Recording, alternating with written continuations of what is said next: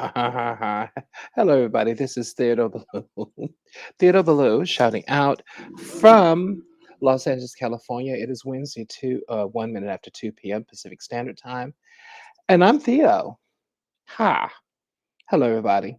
Um, Listen, I might as well just clock in the clubhouse. I know Clubhouse is going to treat me very badly, but I don't care. I'm the little engine that could and that kept going. So, hello, everybody. I'm streaming now. Mind you, Thomas Hoodoo is streaming live right now on Facebook, of course, YouTube, and Slutbag, site called Twitter. Oh, pretty much the site called Twitter. We call Slut Muffin. Just yeah, girl, I've never seen so much porn in my whole entire life. But and then I'm now on Club Deck. Now, everybody understands something. I like to get on Club Deck on my desktop. I don't really get on Clubhouse. Hold on. Girl, they not let me do it. Oh, here we go, right here. I don't really get on Clubhouse with here we go. Good.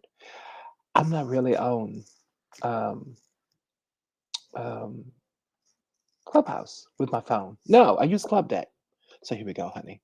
Let's get everybody else up in here. Witness Day. Witness Day. Oh, did I pronounce that correctly? Wed. How do you spell Wednesday? Witness Day. How the hell? Well, why the hell they spell it that way? That don't make no sense. Okay, here we go. Hoodoo. So how is everybody doing? Today we're going to talk a little bit about roots, spiritual oils, but I also want to talk about spiritual oils, conjure oils too, especially for the other streaming platforms, because y'all don't know nothing about Thomas Hoodoo. And we talk so much about on Clubhouse concerning conjure, spirit oils. I also have a good Patreon you can be a part of, if you want to know all these things going on. And I'll make sure I share the link in live chat, at least on here on StreamYard. The live chat may not be good. I know it's on YouTube. It may not be where you're looking at right now. So go to YouTube. I'll share all the links, honey. But we're going to talk about conjure oils today. Conjure powders. I know everybody on Clubhouse thinks I heard would talk about this again. I know. Can you let other folks learn something? Mm-mm. Thank you. let other folks learn some shit. Okay, here we go, honey. Okay, here we go. Now I'm going to go live on Clubhouse. Now that's what all the brothers, all the gathering is, my brothers and sisters, all the other spiritual gathering. Y'all listen, I will put make myself so you can see my funny face. I'm not doing so now because my hair is all over my head. No, I'm not embarrassing myself like that. It's an ugly no, not ugly, but it's not very becoming. Where is my head scarf at? As soon as I put my head scarf on my head, I'll make myself you can see me. Not until then. Hey Sylvia. No, she's on. Oh, ouch. Ow, ow, ow, ow, ow. She's on Clubhouse. And let me go ahead on. Now I'm streaming. Hey Sylvia, what's going on, honey? Hey Sister Yentl. Okay, hello. Let's say hello to everybody on Clubhouse. Hello, everyone. There we go. All right. Hey Sister Yentl. Hey Sister Carolyn. Sister Sylvia. Hey everybody. And for everybody else streaming in YouTube land, Facebook, as well as Slutbag Twitter. Hi. Where is my headscarf at, though? I want y'all don't need to see me anyway. Hold on. Where's my headscarf at? This has to be it. Okay, it was right up there. Okay, I have it. I have it. Hmm. Alrighty. Hey, honey. What's going on? Hey, Yentl. Hey, Carolyn. Sister Carolyn. Sister Yentl. Hey, everybody. Hope everybody's doing fine. It's 5 minutes after 2 Pacific Standard Time. I just blocked Clubhouse reading. I just booked. Oh, you just booked a reading. When? Just wanted to follow up after 2 weeks. Oh, a Clubhouse reading. I just booked a Clubhouse reading. Doing for 2 weeks. I mean, Make it changes my sis being out of the house. Oh, you booked a reading on here. Listen, that'll be our first reading on here. When? Today? Oh, how wonderful, honey. Well, come on up then. Fine. Come on up on the stage. Everybody, we do readings on Clubhouse. Oh, there you go, baby. I see it. Listen, we do readings here on Clubhouse. Come on. Hey Theo, soon as I saw your I see it. notification, I cashed that to you. I see it. Yo, thank you, Oh, honey. okay, okay, I see it right here. Listen, okay. the thing is, now mind you, this is for everybody in Instagram, because you know we broadcasting live. Listen, we broadcasting on Facebook, YouTube, as well as Smutbag Twitter. You don't mind your reading. We're not, yeah, mm, not local anymore, honey. You don't mind that your reading is broadcasted all over the universe, do you? It's on.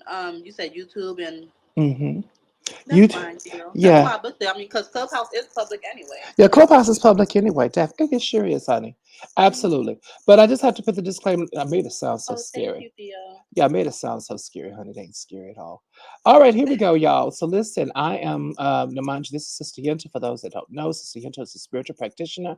And for other folks online, Sister Yenta, tell people what you do. Yeah, I'm a hoodoo practitioner, child of Santa Marta, La Minadora, Hmm. and I also have a credit repair business. Oh, how wonderful. Ha! Hey Sylvia, what's going on, honey? How are you, honey? Does Sylvia get below the thing? Oh, she's right here, honey. Hi, Sylvia. Hey, Sister Carolyn. What's going on? Hi. I'm on the ferry on the way down. So I'm like, Hi. All hey. right. All right. Well, listen, if you can't talk, now for everybody in Clubhouse, I'm going to leave the link so that if you want to, you can come on over to StreamYard and come join me and have fun with me. Because Clubhouse treat me like a redheaded stepchild, like Raggedy Ann. And I'm about tired of him. I'm putting pick him in the yard and kick his ass. But not until then, I'm just going to put the link up. I'm sorry. Put the link up there. Hopefully Clubhouse won't kick me out. Clubhouse can kick my all my behind. Can kiss my butt. But until then, honey, thank you so much. Now, Sister Yentl. Okay, very good. Now that we have everybody, now we have three viewers that are actually on StreamYard. I don't know who they are. Hi, viewers. Hi, honey. Hello. Well, thank you. Oh my God, they're on. Guess where they are? They're on Smutbag Twitter. They're on X. Hi, X. Hey, everybody. Hi, honey. Well, it's good to have you there. Wherever you are looking, I appreciate you and thank you so much. All right, come on, honey. What's going on, sister? Into how you doing? Here's Sylvia. Sylvia over here too. Sylvia, you want to come on stage? I'm not even. I'm not even gonna ask you. Oh, Sylvia said, "Hell no." She put herself back on the phone. All right, everybody. The link, if you want to come up, hey, Sister Carolyn, the link is in on Clubhouse. It's actually in the chat. So come up whenever you want to. Also, too, keep in mind if you want reading wherever this is broadcasting, if you want spiritual reading, you have to come on. I don't know if you have the link in on either Facebook, YouTube. I know YouTube has the link. I don't know if Facebook and or Twitter has the link. Follow the link. Come on, StreamYard. You can get a reading as well, definitely. Come on, Sister Yin, let's do this. How are you doing, honey? Hi. Hey Theo, I'm doing so good. I'm very grateful and thankful for you. Oh, 2 weeks thank you. ago with the issues that was going on, so I'm like, you know Hmm. what? I have to do a follow up because I had way too many cars in reverse, and that's normally not even like me. So No, that's not you at all, honey. But I think those cards in reverse. The last time we did a reading, those cards were in reverse specifically because those are changes you had to make. And proof is in the pudding. You've made those changes, and now that's why everything is going the way it should be going. Um, you that's why everything is going exactly the way it should be. And mind you, you feel the same exact way, or you feel a whole lot better. Also, too, now keep in mind, writing the reading itself, because everybody, the readings I like to give, because everybody knows this already. I'm a nosy hoodoo worker. I like to make changes right then and there. I do it for y'all's satisfaction, but to be quite frank with you, I do it for mine too. When you hang up the phone with me, I need to make sure that your ass is set right, that I'm not gonna have to worry about nobody. and that I'm doing my job, but also too that y'all are perfectly fine and a-okay. So we're gonna find a solution right there in the reading. So I can have the satisfaction of knowing that I don't have to worry about nothing and that everybody's a-okay. All right, honey. Now, what direction do you want me to go in for the reading? That whole thing, do I have permission to tap into your mojo concerning yourself as well as your ancestors? Yes, dear. And this is just pretty much like overall reading. Yeah, I have one little hiccup, yeah. but sometimes told me really don't worry about it. But I still wanted to just like check in. Hmm. Now, mind you, when we tapped in last time, you went ahead and you created a space for Elegua, which was, of course, on the Yes. floor, Uh-huh. so he could go about. So the Elegua is definitely taking care of you, little Elegua, definitely taking care of you. Santa Martha is always going to take care of you first. I, what was going on before? Well, one, I know Elegua wasn't able to hold space for you like he would, like he is now, and Santa Martha herself. That whole energy going on, you've always been a close, close, close child of hers. That energy feels much more conducive, but it feels much more expansive, if you will. So, do you feel that Elegua is actually diversifying that mojo? Because there's a lot of energy coming through. Y'all, it's 2:12 Pacific Standard Time. Um, yes, and then for the first time, I like had like I don't even know what to call it, but anyway, like I was like in my twilight, Yeah. like falling asleep, and I literally just like saw them like all around the house. They was just like literally moving. It was Santa Marta, it Hmm. was La Madama and El Agua. They were just Uh-huh. all like shifting things in the house, like adjust rearranging things. Yeah. That was like right around midnight when I was falling asleep last week. Yeah. You could definitely feel that because of your energy, And everything it was just feel. like zoom, zoom, zoom, like really fast. Yeah. Yeah, because they're primordial spirits. So Santa Marta, that is her Santa Marta. That is her name now. But that wonderful sister has had many names through history. These are Hmm. primordial energies concerning the sacred serpent or the power of the sacred serpent, Yeah. which is known by all indigenous people across the world. And then Elegua, he's had many names across the world too. He opens up the doors concerning the higher gods.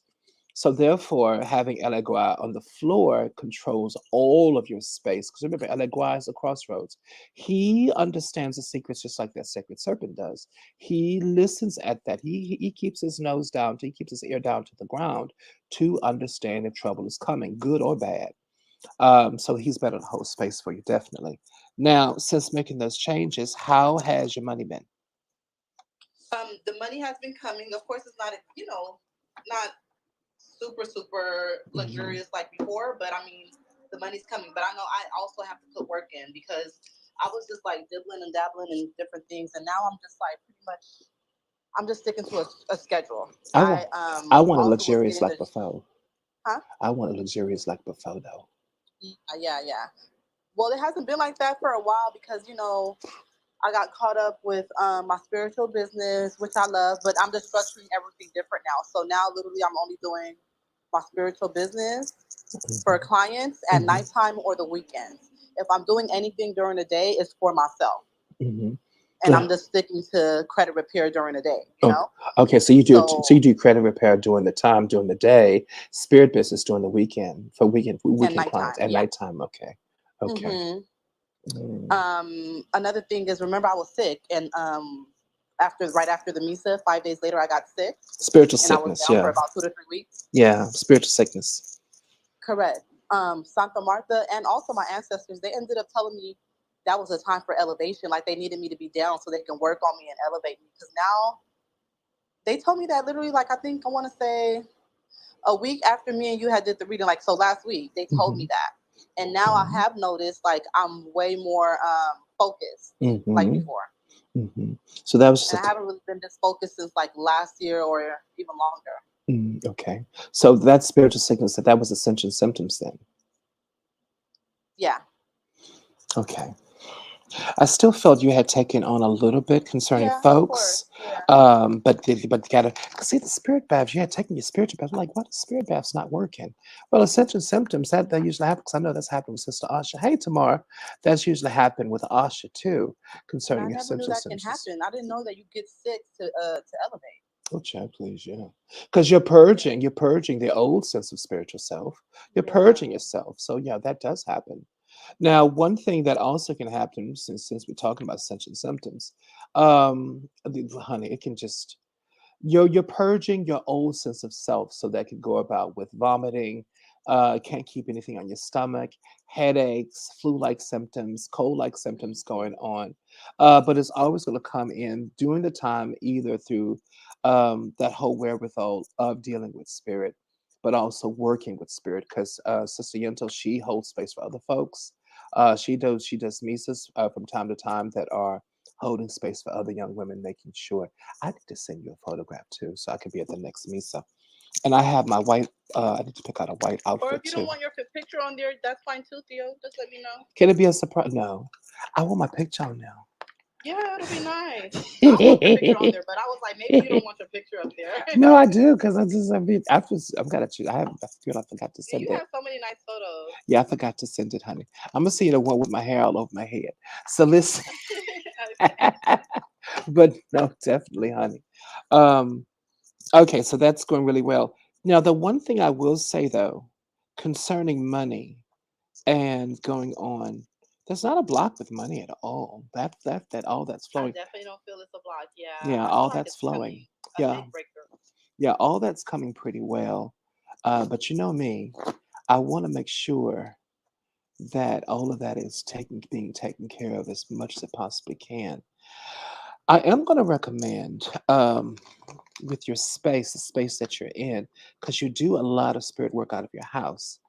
I do. Um, over your threshold, one thing that I'm going to recommend, or that I'm going to prescribe, is that old. Now, do you have railroad ties over your threshold, your front door? No. I'm going to recommend railroad ties. Now, railroad ties you can get off of Etsy, big time. Okay. And railroad ties. Now we're gonna need one pointing upwards, the pointy part pointing downwards, the pointy part pointing upwards. And what that's gonna do, because I made of iron, that's just gonna protect your space big time. I'm also gonna recommend hematite. Just wearing hematite, but hematite in a red mojo bag, sewn into a red mojo bag, then sewn into a black mojo bag. And you can have that on your in your pocketbook or on your person, just hanging around your neck, or you can actually have it in your pocketbook. Hematite will reflect any type of negative mojo from you, but hematite will also too. Hematite acts like a as you take in mojo, as you take in energy, hematite will actually make that energy bigger and bigger and bigger. Um, but it also I have one reflects. too. But it also reflects. You have a hematite. Uh huh. Oh, because I was talking It's about like it. the size of a baby's fist. Oh, child, that's a big one. Where you have it It's at? a big one. Yeah. It's on my personal altar. Okay. Okay. Start manifesting with that, but also start creating little the hematite chips. Start going about working with them. Now I Okay. need to get more hematite on my own. Y'all, I will put the link that I use for hematite. Hold on. I'm gonna put that in. Hold on. Because I need to get some more of my own. More hematite for myself. I love using hematite only because it's really hematite. Oh, there we go. It's here. There we go. It's working. It works really good, really, really well with my mojo. Works really, really well. Mm. Here we go. And hematite is also a natural magnet too, as well. The one I got, now mind you, I got a really big one, but I like the hematite chip because you can put them in just about anything you want to. So hold on, Okay, I'm gonna get let me those. go through my purchases, and I'll just because you really can't trust. Oh, here go mine right here. Garnet gravel. No, that's not it. And I'll just send you the ones that I have. Here we go. And I just bought a whole bunch of them. They come on a string too, and it's a lot Okay. of them. And they're $12.99. You get a lot for your money. They're black hematite. Let me get the link. Hold on. How- The thing is, on here, y'all, how can we share the link on here? Redeem. Shop items. I'm on the site itself. How do we share the item? Oh, here we go. I got it. Never mind.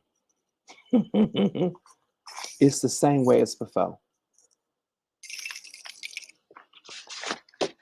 What's that? Your car keys? Yeah, I gotta go pick up the kids. I'm just gonna be in the car though listening to you. Okay, okay, there we go. Now I'm gonna share that on Instagram for the hematite and not Instagram, go share that on Clubhouse. And then I'll also share on StreamYard too. Hematite is really important concerning your mojo, but it's also really super important in grounding your mojo so that you can go about doing what you need to do for your life. There we go. I'll make sure that it's there. I'm also going to share the StreamYard, the invite link too, in case if folks want to come up on the other platforms. All right, here we go, honey. Now let's get into your reading. Okay. All right, there we go. All right, now the whole thing is, I just wanted to do a byways of understanding exactly what's going on. Mojo feels good. Honey, do I have permission to tap into your mojo as well as your tap into your spirit as well as your ancestors and talk with them Yes, as we can. well? Thank you, thank you, Yes, thank yes. you. I want to know. Hmm, yeah, all around. There's a lot of love energy around you. My thing, listen, don't become distracted. Hey, Sister Stacy, Sister Marley, don't become distracted with men, folks, please. Mm-mm. Don't let men folks You distract you. said don't be what? Don't become distracted with men folks already around you. Oh, I know. I've already been catching it because it's like it's too many around me. It's a lot of love energy around you, a lot of amorous energy around you. I like that, Mojo. I think it's delicious. Don't do it. Hey, Rebecca, don't do it. The reason why, honey, is because you have a lot to do. You hold space for other folks.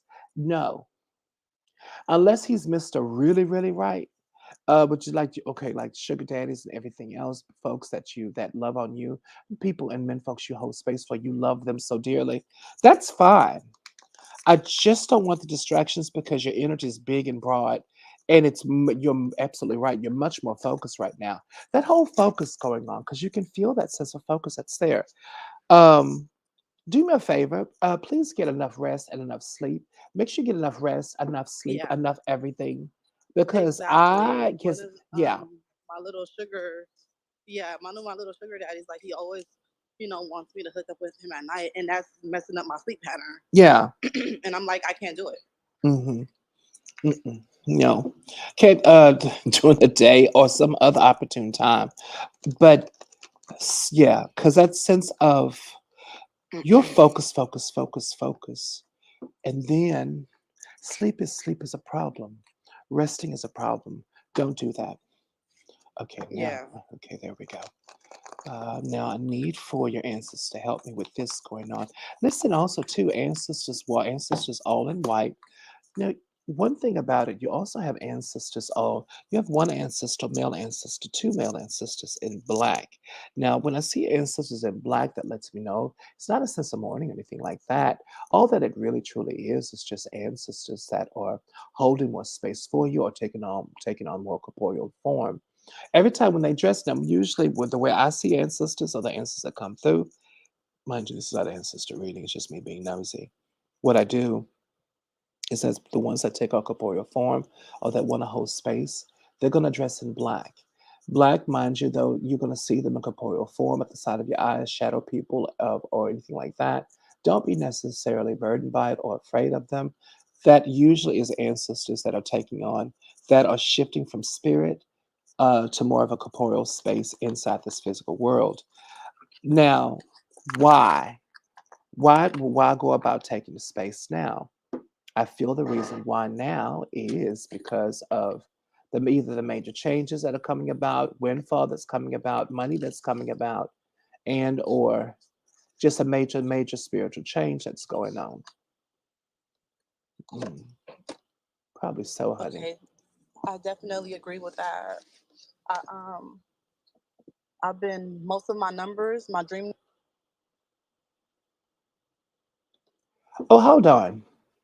The window closed. Hold on, y'all. The window closed on the thing. It closed on Sister Yentl.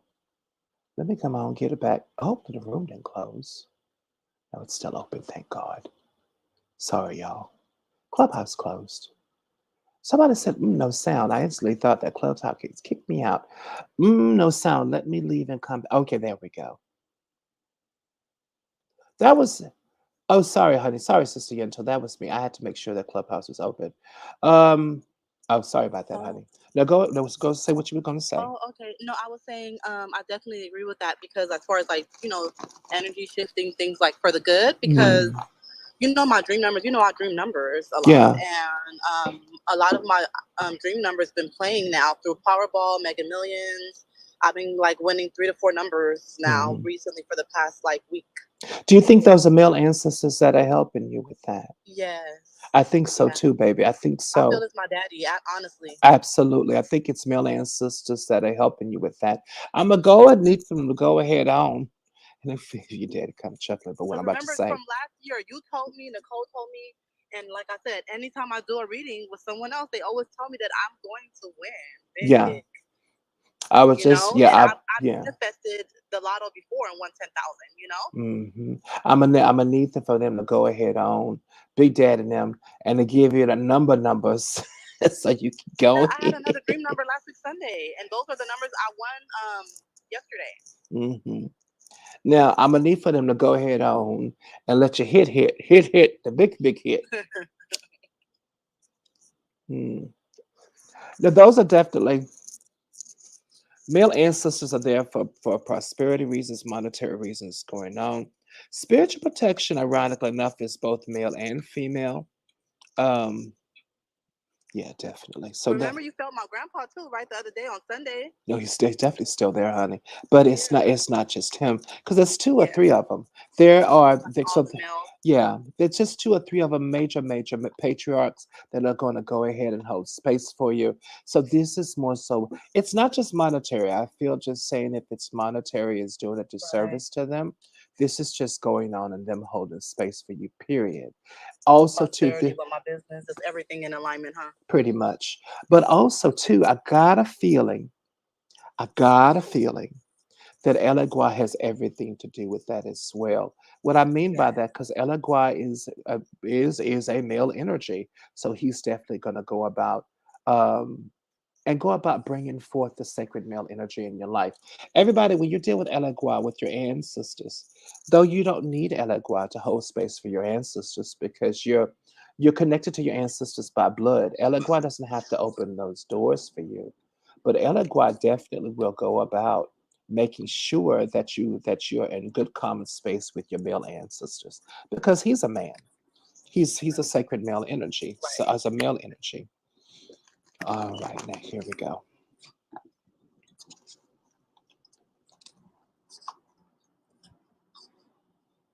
All right, Sister Yunto. Now I'm gonna go about, and let me just see. Now, sisters, I'm gonna mute you a little bit so I can hear myself a little bit. Oh, there we go, honey. Thank you. Now I'm going to go and see what's going on concerning your wherewith. Oh, if your ancestors to tell me what's going on. Yeah, a bunch of men folk all around. There's 7 other sisters around too. Oh, I know why they're around now. 10 of Knives. 10 of Knives rise up. This is spiritual protection. They're coming right through. And a little bit of treachery going on too. That was the past. That 9 of Knives at the very bottom end, that was the past going on. The first card we have is 10 of Knives. That's why your male ancestors are around. 10 of Knives, everybody deals with treachery. But not just treachery, but this is the wherewithal of ancestors simply saying, or just simply going about protecting us from trouble. Now, 10 of Knives for you, right side up, is just dealing with old issues of men folks that are not being very kind to you, or old issues of men folks that really need to mind their own business and stay in their own lane. Now, hold on. Now, mind you, 10 of Knives. What I'm going to do right here is read the whole description, 10 of Knives. Now, positive meaning Ten of Knives, the card depicts a brutal murderer, a root worker and pastor of the Divine Temple of Healing, George Webster, in Memphis in 1932. Webster was accused of hexing a client, which eventually drove the woman crazy because he wanted to have sex with her. Her son got revenge by killing him in broad daylight. Everybody, this actually happened. Now, when the card is right side up, mind you, the plant of the hoodoo plant, root of this card is the white rose.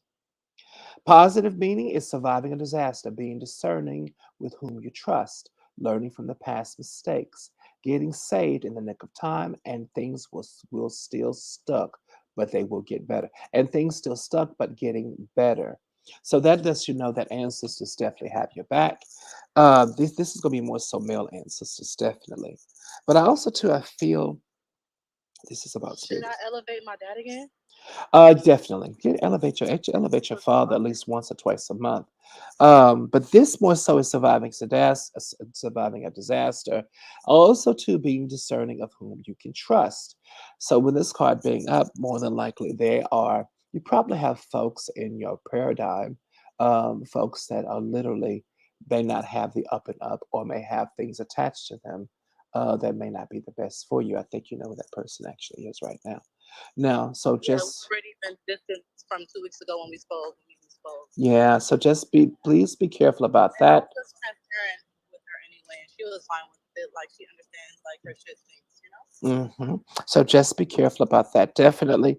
Now, next to Two of Coins, that's the paradigm that you're in right now.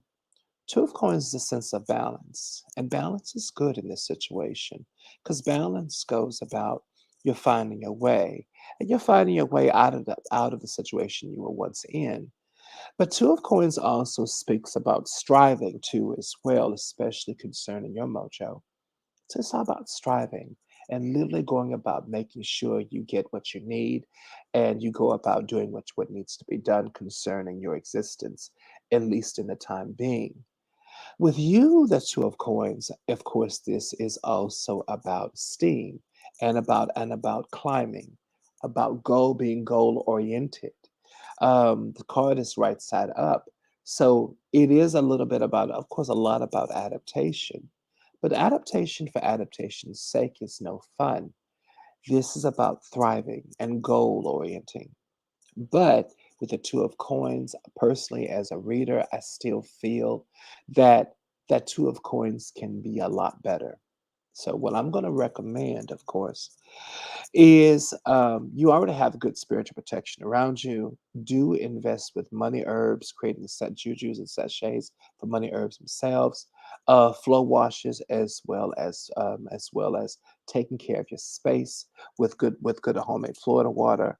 But make sure inside that Florida water and a lot of these home cleansings and situations, you use money herbs. Right now, it's about getting your bottom line. Right now, your bottom line is your main concern. And you do that, I feel that Two of Coins can quite possibly turn into one of the coin cards that's more of a higher rank. But Two of Coins is in balance. So you found your equilibrium, and now you're headed higher. Now, next to it is a six. Hold on, the Six of Baskets. Next to Two of Coins, next to the Ten of Knives, too. The male ancestors picture to that space are predominant male. That could be Elegua, but your male ancestors too. But see, that Two of Coins is pointing right back to that Ten of Knives.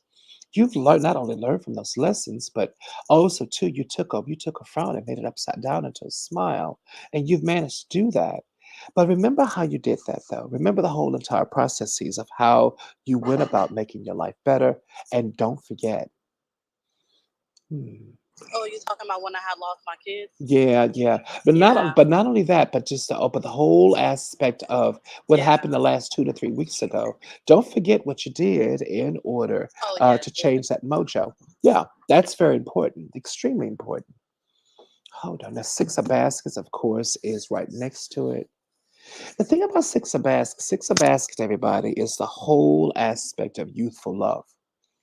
Face value of the card, we have two babies, little girl, little boy. Little boy is handing the little girl a whole bowl of rice. And some folks say sugar with sugar cane on top. This is a gift and offering to her, of course, with five other baskets at their feet.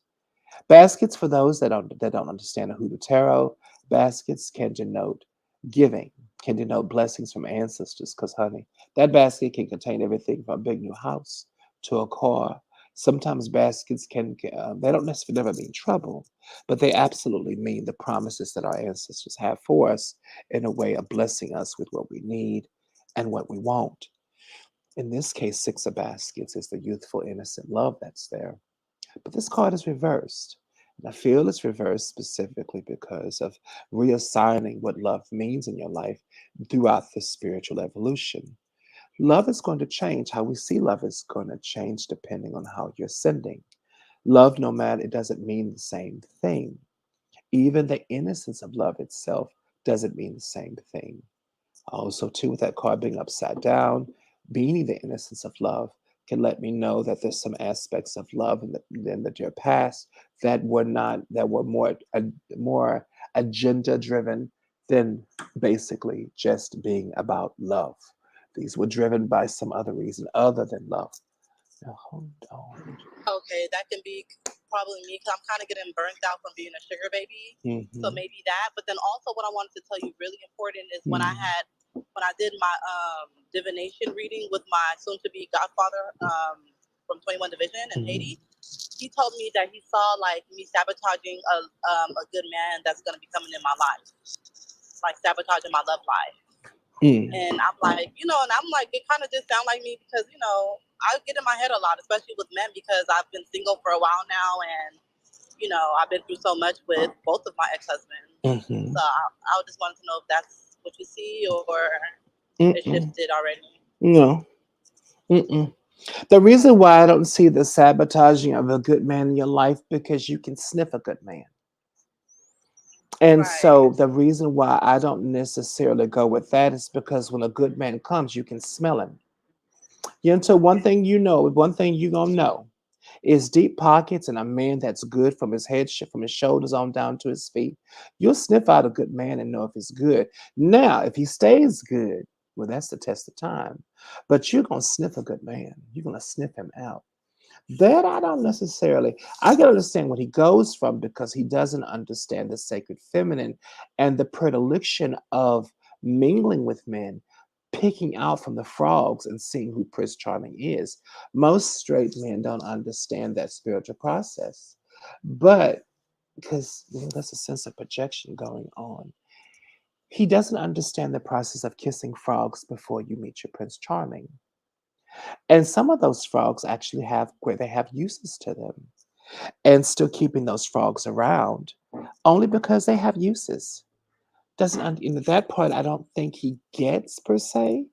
Now, I do feel he was right in a sense of course making sure kind of give you heads up. But do I think that you'll sabotage a good man? No, because you'll smell him coming. Hmm. Right, because there is one, right now. Of course, I got a lot of men around me. I got a lot of sugar daddies and like Hmm. splendid daddies. Like the young ones that still spend on me too that I don't Hmm. really like, but Hmm. we do an exchange and he pays me. But there's Hmm. one in particular that's not a sugar nothing to me. I just actually genuinely like him, Hmm. and he wanted me to go with him to Big Bear tomorrow. Hmm. I did try to make arrangements, but in my spirit, I'm like, it's gonna kind of throw me off of my focus.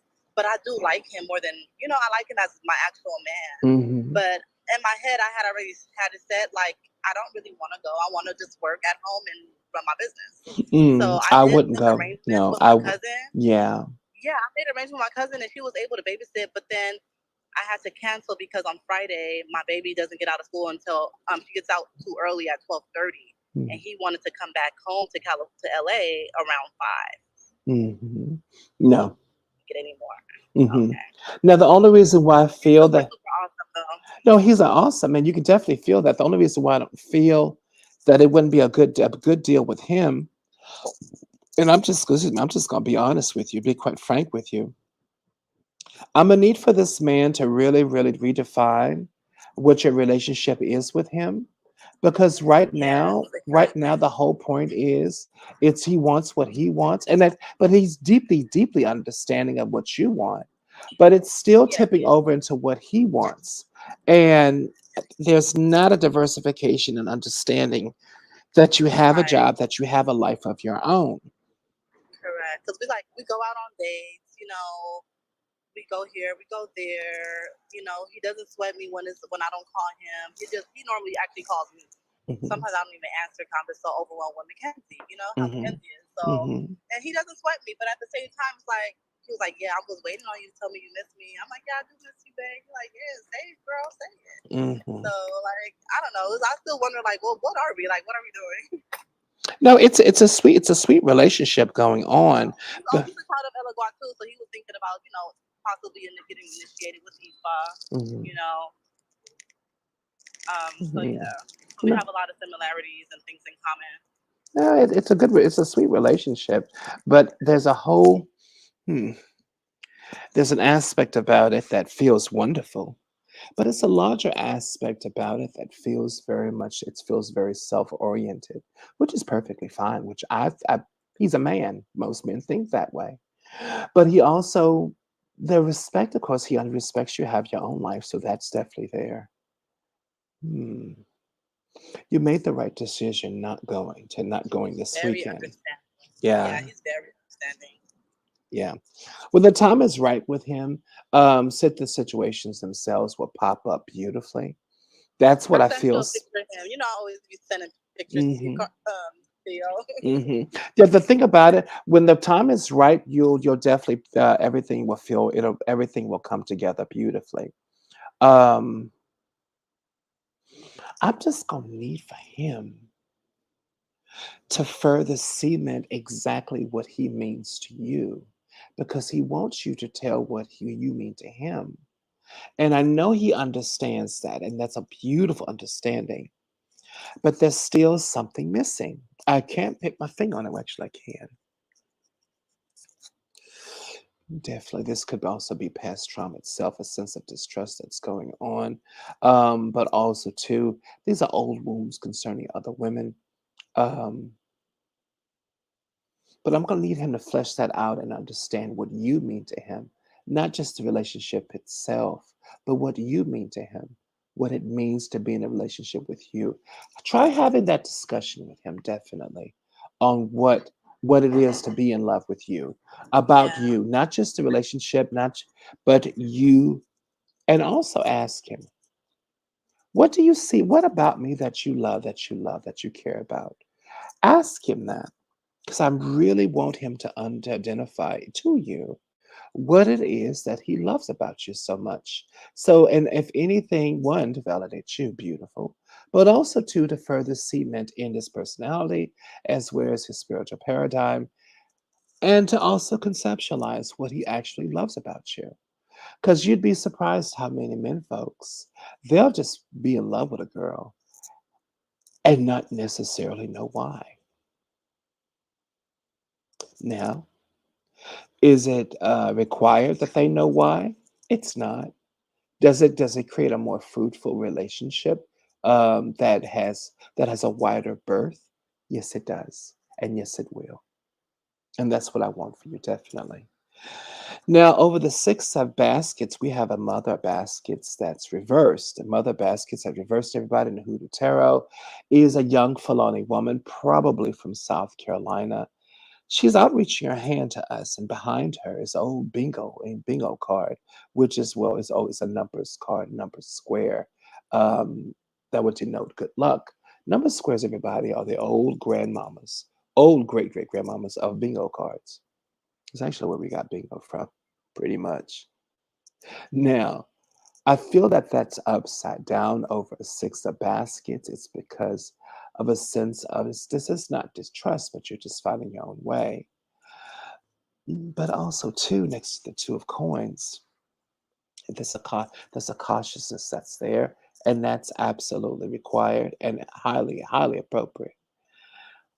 But the mother baskets being cautious, she just brings blessings to you regardless. And mm, just patrol your energy. control it, and also hold space for it. And anybody that doesn't need to be in the me being your dynamic, then they're gonna have to go. Mhm. So just make sure that, just make sure that, going forward. Hold on, tapping over one last time. Now we have a daughter of coins that's reversed as well. This is daughter of coins. That's a dutiful daughter holding space for oneself, especially of a mother baskets. Mother baskets is always going to be make sure that you're the paradigm, that you're the mirror of everything that you want around you. This has to be a mirror. Being the reflection of everything you need, being the reflection of everything you desire, being the reflection of everything that you wish, that you want, that you desire in your life. That's giving much more control, but the card is reversed. I feel that that lesson Oh, because yeah, it's. because she might have been acting up. She been cutting up. So I don't even know how her. Mm-hmm, She been really acting out, like just talking back and just always got something to respond to say to me. Just not really being respectful. So I've been kind of like tightening up the ship between me and her. mm-hmm, mm. That right there, mm, that could be because of the fact, whereas you're not really reflecting to her the authority figure that you truly are. Kids will pick up on that when they think that they can slide by situations. They can pick up Yeah. on it. And before, because what I went through with CPS, when she came back home, I did not want to be too harsh on her. Mhm. So that's probably something I kind of did wrong. But I Mm-mm. mean, she was away from me for so long, I couldn't have just went straight back in like big mama bear mode. Mhm. I didn't want to because she just had so much trauma from what she went through. From the situation she was in, Yeah, so I definitely. didn't want to be too super strict. Mhm. The thing about this is being a mirror of what you need in your life with this daughter of coins. Reversed, you're learning how to do that, and I highly recommend it. Very much recommend doing that. Be the reflection that you need in order in your life. Now, what I mean by that, because I know some I can feel somebody's what do you mean by that? What you want in your life, reflect it. You want prosperity and abundance? Then dress like you have prosperity, abundance. Speak into yourself prosperity and abundance. Live that That's so life. true. And I do not dress up no more like I used to. I guess because I don't have an office space anymore because I work from Mm, home. But mhm, I used to always like, me, I like to look good. But when I'm like working from home and I don't have nowhere to go, I just have on like my leggings, sweatpants, and a sweater, a hoodie. mhm, mhm, And I'm like, dang, I want to start just dressing up because it's gonna make me even feel better to work at home. Like just start dressing up, like just putting on my professional clothing. mhm. See, the thing about it, what I love about that, and but it gets a little bit deeper though. That's absolutely the beautiful, perfect, perfect path. Perfect, perfect, perfect. And see, going forward from there, for you, that's all need to be said because you have to reflect. Now, further explaining it for other sisters, because we have a few folks that are on YouTube and that are on Twitter listening. What I mean by that for you is because Sister Yento gets it. But for you, live the life you want. Even if you have to fake it till you make it. You want more prosperity and abundance. Well, one, also two, do invest in roots, bay leaves, nutmeg, a nice high john and whiskey, galangal root, chewing john, as well as pitting with high john in a red mocho bag, along with a few drops of whiskey and frankincense oil. But go about surrounding yourself with an understanding of what you mean, what prosperity and abundance means to you. Let that energy flow through you via your appearance or via how you present yourself to the world. The world that will then reflect back to you what you reflect back to it. I know that sounds very strange, but it absolutely does help. Absolutely does. Because that's what that upside down daughter of coins means. It's a dutiful daughter. She's fixing a plate for her mother and father. But she's doing that because she's a reflection of the kindness that was shown to her through her mother and father. Now she's able to reach now oh, it's fine now. Okay, we can hear you now. Okay, good. Now she's able to show that kindness back to her mother and father, going about. Okay.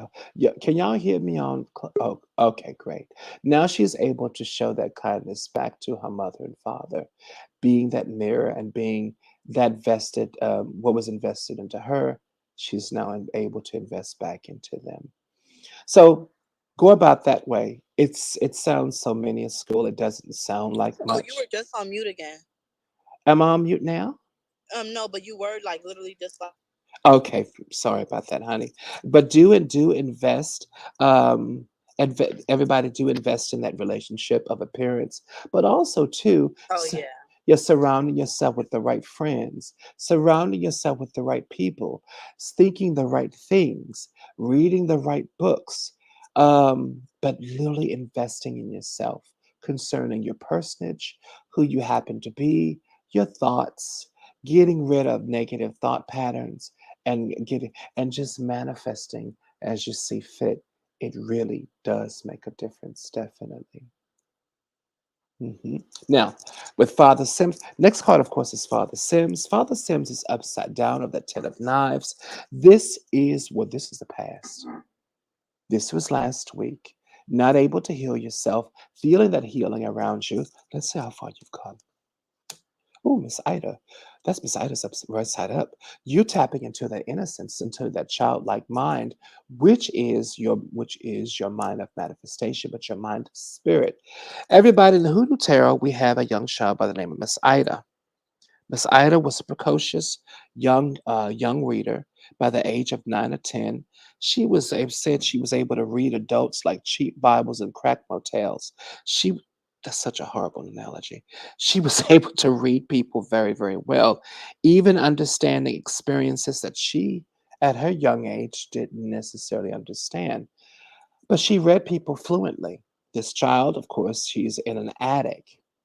She's surrounded by a conjure circle, which is white cascarilla and white candles. All in her whites, probably to hold space for spirit. But if you look at the card, you see behind her what the attic shutter is open, leading out to the night sky and the crescent moon. That lets you know this baby knows how to tap into people's subconscious as equally and effectively as she taps into her own subconscious. The moon itself is the purveyor and the provocateur of all secrets. She only comes out at nighttime. That nighttime is always going to symbolize the subconscious. And this child is able to tap into the subconscious, which is what you're doing. You're tapping into what is most powerful about you. Also, with Father Sims, that was reversed. Whatever you're doing now, you've healed, started to, and continuing healing your inner child. So I would go about continuing that whole entire process of making sure that you continue to heal the part of you that is a provocateur of spirit, that does lay wonder within and within the world itself. And that's all of us that are children, that childlike part of you. Y'all, if you're going to be a part of Hoodoo and Conjure, you have to get in contact with your inner child. You must. You have to. It's no other way to do effective conjure if you're a Debbie Downer, or if you're stuck in that adult frame of mind, which is just pessimistic. There's no way to do it. Mm-mm. There's no way. Now, Miss Ida's right set up for sister for okay, Miss Ida's right set up for sister Yentl. So that means that of course, and it's right over reverse Father Sims. She's effectively have healed that part of her. But that also lets me know what you were going through that last week was scarring your inner child. There was an attack on your inner child, more than likely an attack on your intuition, not sure concerning intuition, and not sure containing to your high sight or hindsight. Does that make any sense, honey? Yeah, it makes perfect sense. Because remember, I was telling you how I was just like second guessing. I'm all like, well, what's going on? Like, why is this happening to me? Like Santa Marta, I'm supposed to be your daughter.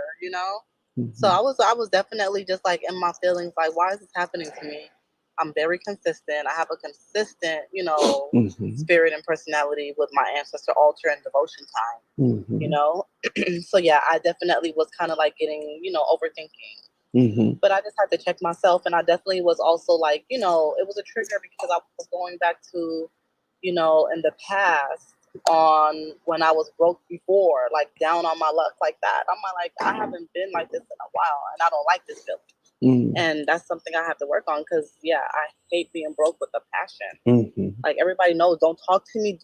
Don't say nothing to me until I meet my threshold. Mm-hmm. Because, girl, you're on a mission. Absolutely on a mission. Now, that Knight of Knives next to Miss Ida, that's going to lead into the treachery that's under the Two of Coins.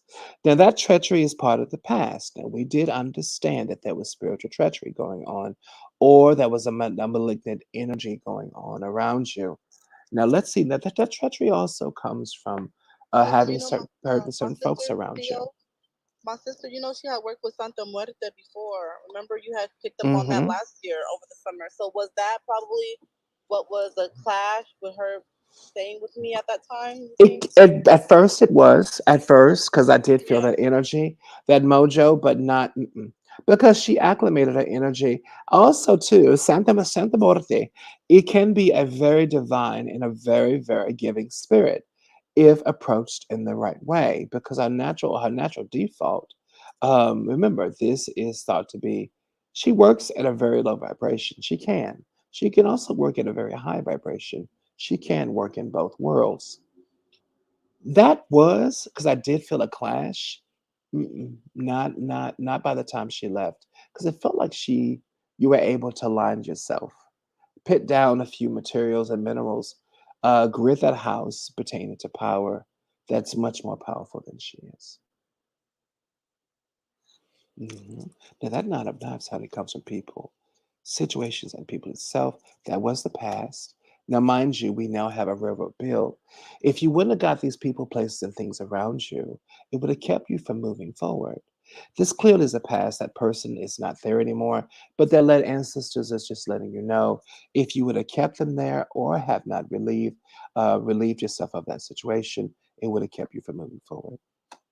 Now we're at a Gullah Jack. This is where you're at now. That Nine of Knives is gone.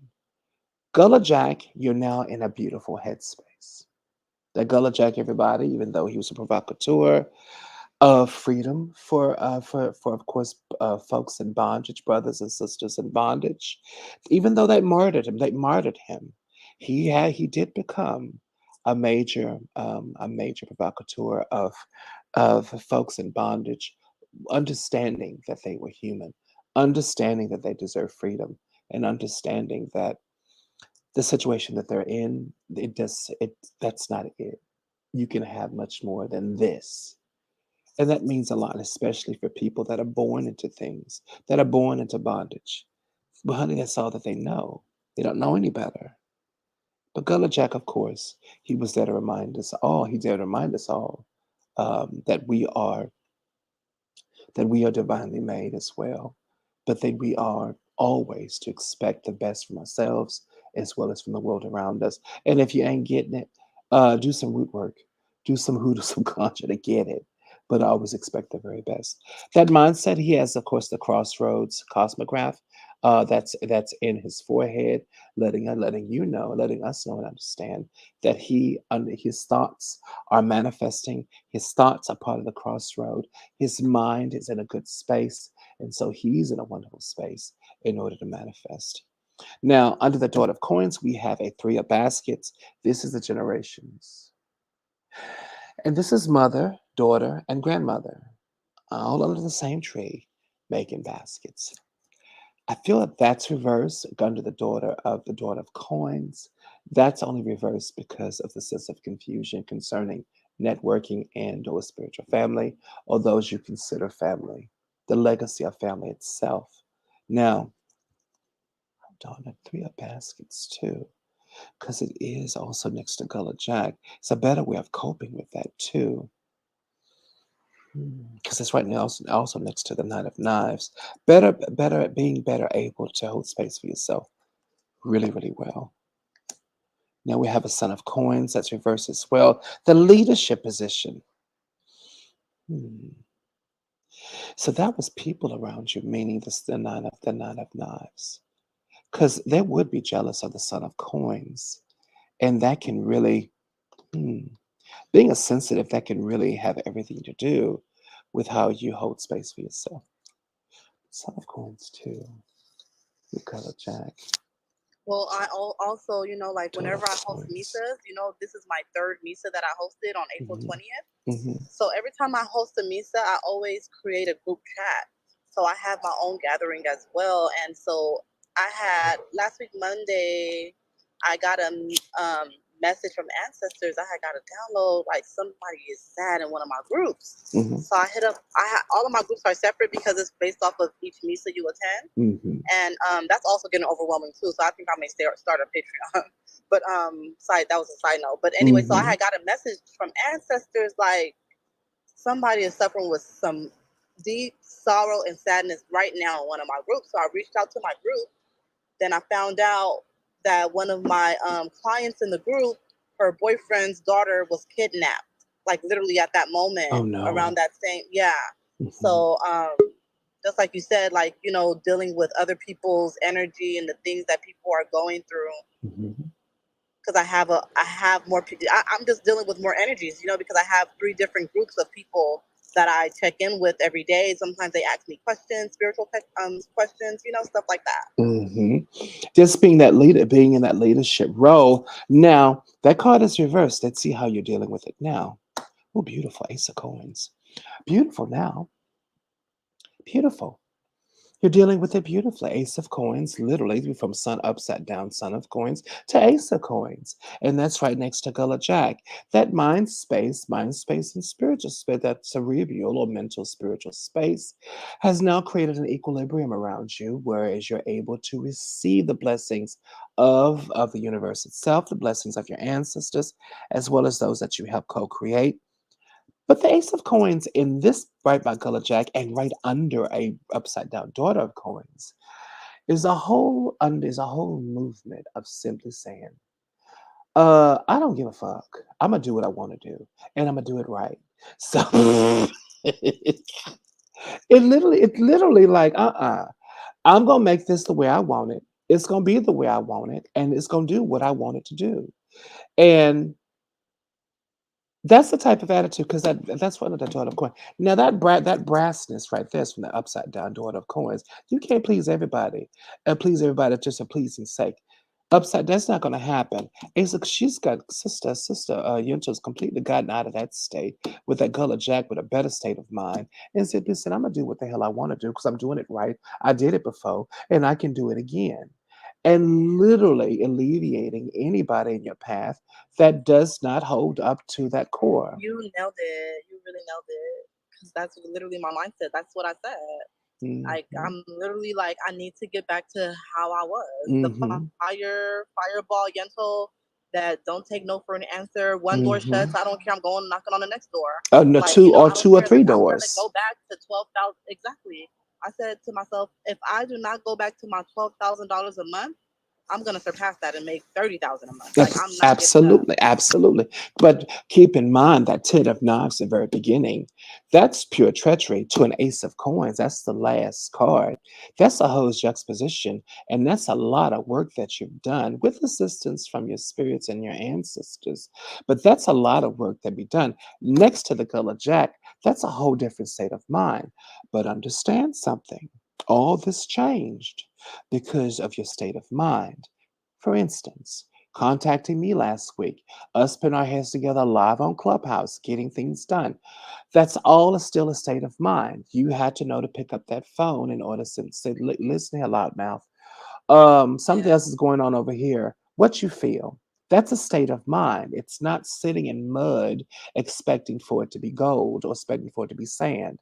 That's getting out that mud, washing your ass off, and simply saying, okay, I don't want to be here no more.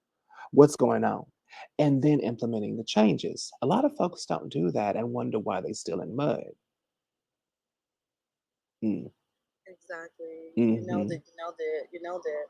And like Mhm. you said, you picked up a little bit on jealousy. I know that's always kind of That's the around. nine of, yeah, that's the nine of knives. That card is Yeah. upside down, but it's the gullet. But see, the gullet, girl, we are two cards separated from that. First, we had the real world bill. If you didn't get them people out of your way, then they would have held you back. You clearly got them out of the way because now you gullet jack. That's a better head. That's a better headspace. A much better headspace to be in. Chill. Listen, what you think is. And what you is a part of your thoughts. Don't ever second guess it, nor think twice about it. It is what it is. Even if it's not the complete truth, truth is in it. And truth will find a way to walk up to you and say hello. But you done thought it and thunk it. That means it is a thing is a thing. And I don't give a damn who it is. Mhm, pretty much. Thank you, Mhm. thank you, thank you. That Ace of Coins is a great space to be. But that Ace of Coins lets me know. That Ace of Coins, everybody, Ace of Coins face value of the card. Sister got her left hand out with that salsa. And another sister, this now mind you, this could be God, that hand coming from the cloud, giving her a slice of sweet potato pie with a dollop of cream on it. But that sweet potato pie piece, that slice has a gold coin in it. That's just God blessing you just for no other reason. The fact that you know how to smile. For no reason.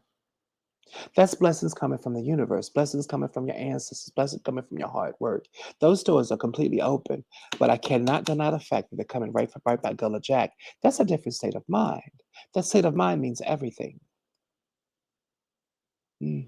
Your perception literally creates your world. Everybody know that, but we don't act on it all the time. But it is a thing. A thing is a thing, and there you go. Right. Thank hmm you so much. Because I just yesterday I had remember I told you I was discriminated against. I don't know if you remember, but I was sharing with you in a room once hmm that I was discriminated against at Corner Bakery. I Yes. was the only black woman in there, and they called a Hispanic guy up before me when everybody knew I was in line first. hmm Because I was literally standing there for 8 minutes while the girl was just playing around with her cashier, her register. hmm And I just did my intake yesterday, and Santa Marta told me that if they asked me how much I want to be paid out for, to just say 89,000, because 89 is her number. So she asked me yesterday, and I said 89. I said hmm 89,000. So hmm I'm waiting for them to start the investigation process, and then like a month or two later, that's when I'm going to sit down with the attorney for Corner Bakery so they can settle with me. Because that wasn't right. The Yeah. hell? The hell was that about? And then on top of that, all I ordered was a salad, and I still didn't get my food first after I ordered. hmm What the hell was that And then she about? laughed when I was walking out. She was laughing at me, hmm Well, and who's I was staring at her. I was literally waiting for her to look back at me so I could give her a cold Santa Marta stare, but she never turned back. yeah, because she know better. Heifer. Oh, these people these days, they just get on my nerves, make my ass chew tobacco. But at the end of the day, we always get the last laugh. You can laugh all you want to, Heifer, but at Yeah, the and end then of the even day, the corporate people for Corner Bakery, they even emailed me hmm apologizing on her behalf of how she treated me, and they're gonna have her go through training again, and offered me a free meal only. Like literally, I didn't even respond back to the email, so I have all proof, on how they treated me and surveillance. hmm what the hell is a free male gonna do? Right, for being discriminated against, the only black woman in there. Mm-mm. Clearly, I was in line first. They called somebody else before me. hmm My whole thing is that you can keep your free meal. Go to hell. I'm a dig in your pockets. Right. Let me go and dig in your pockets, cause you ain't nobody worried about that.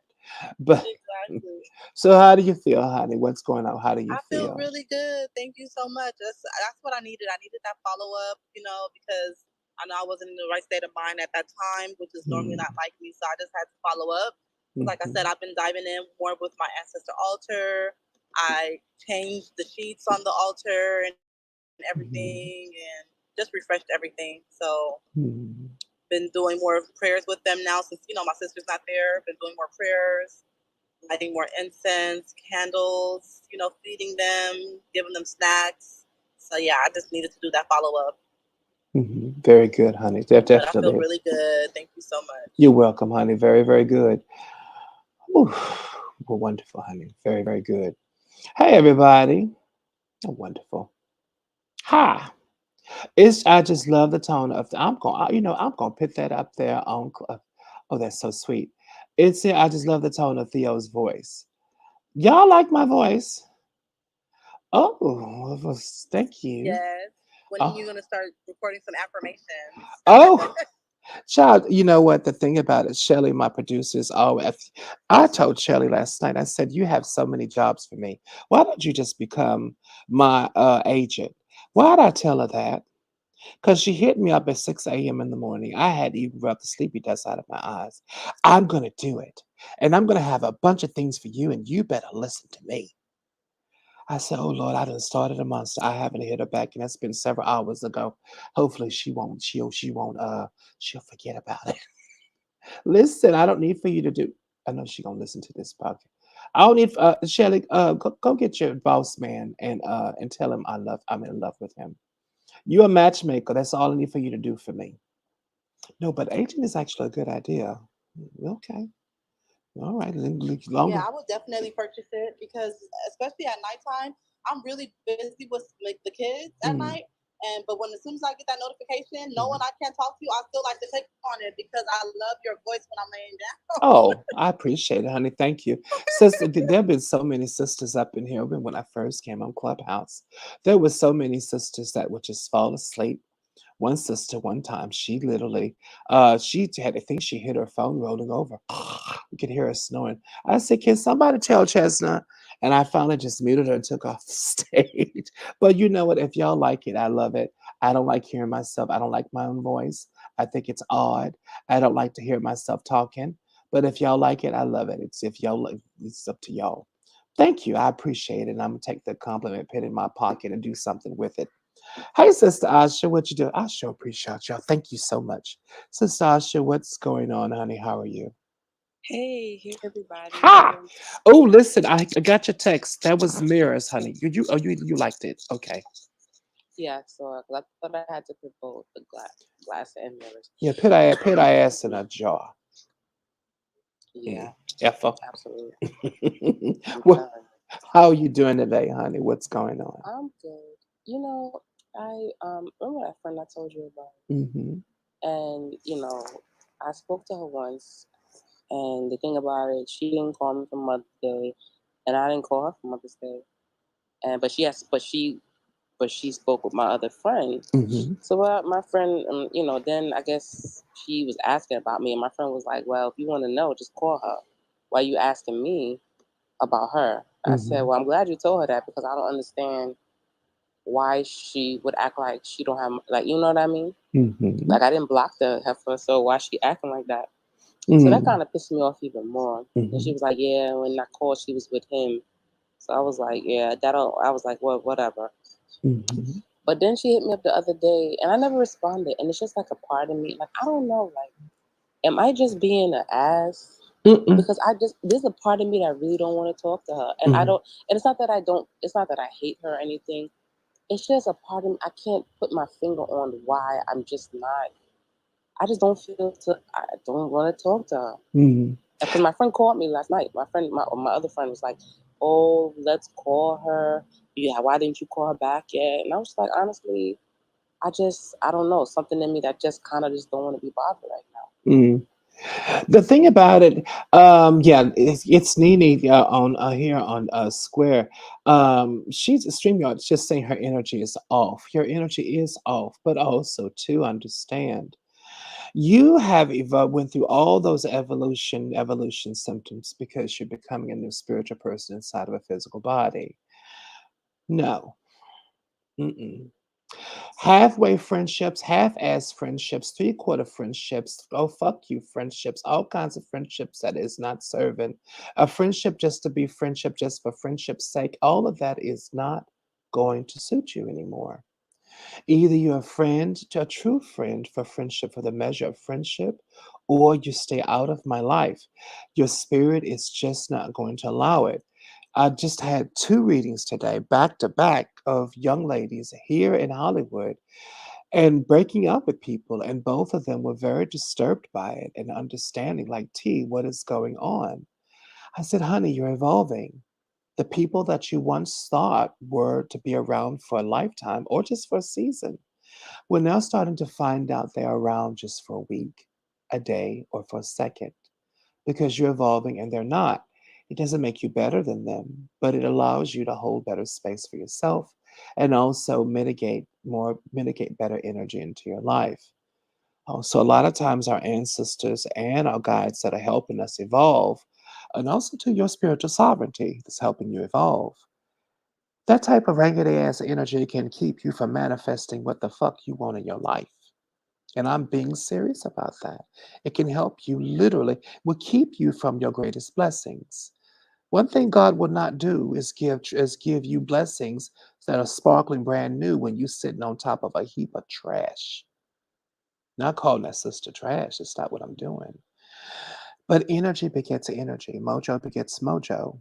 And you feed into that person, they're going to feed into you. And that energy is not what you clearly not what you want. So we going if my recommendation is to let her be, let her do her own thing, but also to do understand that that's a friendship that is gone. It's gone. It's never the same because you've changed for the better. Hmm. Yeah, because you know what it is like, 'cause my friend keeps asking me why, like what, like, and I told her it's not something I can really put my finger on. So I'm like, Hmm. am I looking petty? Am I looking judgmental out here? I Mm-mm. said it's just that it's like she keeps repeating the same cycle, and Mm. it's irritating to me now. The only thing that I can always understand, I've been through friendships like toilet paper in the last 21 years, evolving, dealing with spirit, dealing with my spirit going on. Honey, I go through friends like that because I'm always constantly evolving. When you get to my age and you've been in hoodoo for some time, I'm only going to take and really stick to those that really stuck to me through my spiritual evolution. I've had friends that I've had for over 26 years, long before I got that Bouchard. Well, I got the Bouchard nearly 30 years ago. They're still my friends. Grady's one of them. Well, Grady's an ex-boyfriend, my ex-husband. But I'm still good friends with him, and his current husband. They're still very good friends to me, and I still love them very much. And I have other friends, girls and guys that are very mostly girls, that are very good friends of mine. And I can call them up right now because they haven't changed and so have I. These are all spirit folks. They've all evolved and I've evolved with them. But the ones that haven't evolved, you can try to stick with them if you want to, and but also do understand, depending on how visceral the friendship is, it can block you from your blessings. I like to fly high with eagles, honey. I'm not gonna fly with pigeons, stopping and start eating stuff. No, you're now being called on to create a better friend space that's more akin to how where you've evolved, this divine space you're in right now. Girl, you're putting spirits in jars. That little simple friendship you used to have, it's not going to do. Mm-mm. That's not going to do, honey. Mm-mm. You're becoming a powerful conjure woman. Those little petty friendships that used to be, and mind you, that these people meant so much to us, and probably still do. But does the energy of the friendship match up to the capabilities and the acquiescence that you are right now? Does it match up to who you are now? No. Mm-mm. Yeah, because I know it's like, and that's what I'm saying. Because like as spirit people, we get it. Mm. But I know like my other friend looking at me like, what the freak is wrong with you, child? Like you just don't want to talk to the girl. But I did explain. I think she did kind of get it Mm-hmm. because I said to her, I said she keeps repeating the same cycles, Mm-hmm. And I've been through a friendship like that before where the girl wanted to stay in the situation Mm-mm.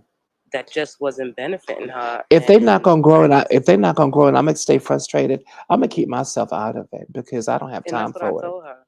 And Mm. that's what I told her. I said I can't. I said how what the 5 years she been with him, Mm. it's the same nonsense. And I gave her little tidbits of examples of why I felt the way that I felt. She was like, "Oh, she never told me that." I was like, "Yeah." So then when she, it's looking like I just don't like the boy just because for nothing. Mm-hmm. when she knows damn well I don't like this boy, Hmm. and I've told you things so about that boy that is literally, because my ass is nosy, that literally right, shows that this man is up to no what good. yeah, Literally up to no good. But she still want yeah, to stay. She still want to stay with it. Cause my whole thing. Well, the dick must be good, but the soul ain't. So listen, good dick can only take you so far. well, yeah, and that's what I told her. Mhm. That That's part what. going on there. So being concerned about how somebody else feels about you, that's part of their line of just being empathic.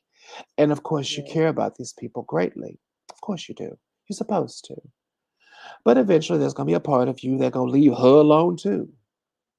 Because one thing mm, I'm not gonna let you do is be a messy Betty. Be a messy Betty. Because all a messy Betty gonna do is start mess. right. So is you concerned or is you being messy? We're gonna decide. You're gonna decide later on. Either let her know which side of the fence or which side of the bread she wants buttered. Is you being Right. messy or is you concerned? I think that I don't think that she intentionally told me what she said to me before. Mm, That part, I think it kind of just slipped. I didn't. The thing about it, she didn't know that the girl was giving two different stories. mhm, So when she said it, she was like, yeah, she's like, it's like, I don't understand why Asha's saying or whatever. mm, So I'm like, why is she, what does that mean? I said, how is she giving you that idea mhm. that I'm just, or what Asha don't understand and what Asha don't, I understand perfectly. What is you not understanding She is don't want to you're not seeing the understand, big but picture. see, she's telling half of the story though. And that's what my friend said. She said, I didn't realize she see all these things that you Mhm, telling me now. mhm, Now I kind of understand why you feel the way you feel. mhm. She She's said she telling, wasn't she, telling yeah, me. she's telling half the story to make herself up because she knows that also lets me know she knows integrally, she knows instinctually that the path she's on is not good. Yeah. Let's think about it theoretically.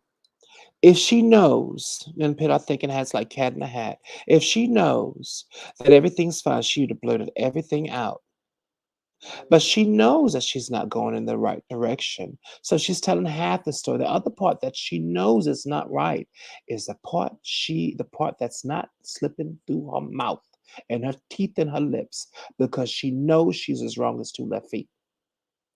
Yeah. So lady, you know that you're not living up to your highest capabilities. You know that Sister Ash is giving you the right information and the right advice. You just choose not to go in the right way. So that lets me know she knows. Yeah. That part. And my friend said, yeah, I would have told her something. She know I wouldn't know, gone for that. Hmm. So she so So she knows already then. So that lets me know she wants to be in this situation. But go ahead on with your bad right. self. Go ahead on with your bad self. But I'm She was not like, gonna. why But don't I you ain't gonna be part of it. she was like, why don't you just talk to her and tell her what you tell? I said, but what more? I said, she's been with this man for years. I've been telling her the same thing over and over and over. Hmm. I said, what more is there to say? I said, at the end of the day, she's a grown woman. And there's Hmm. but so much I can say.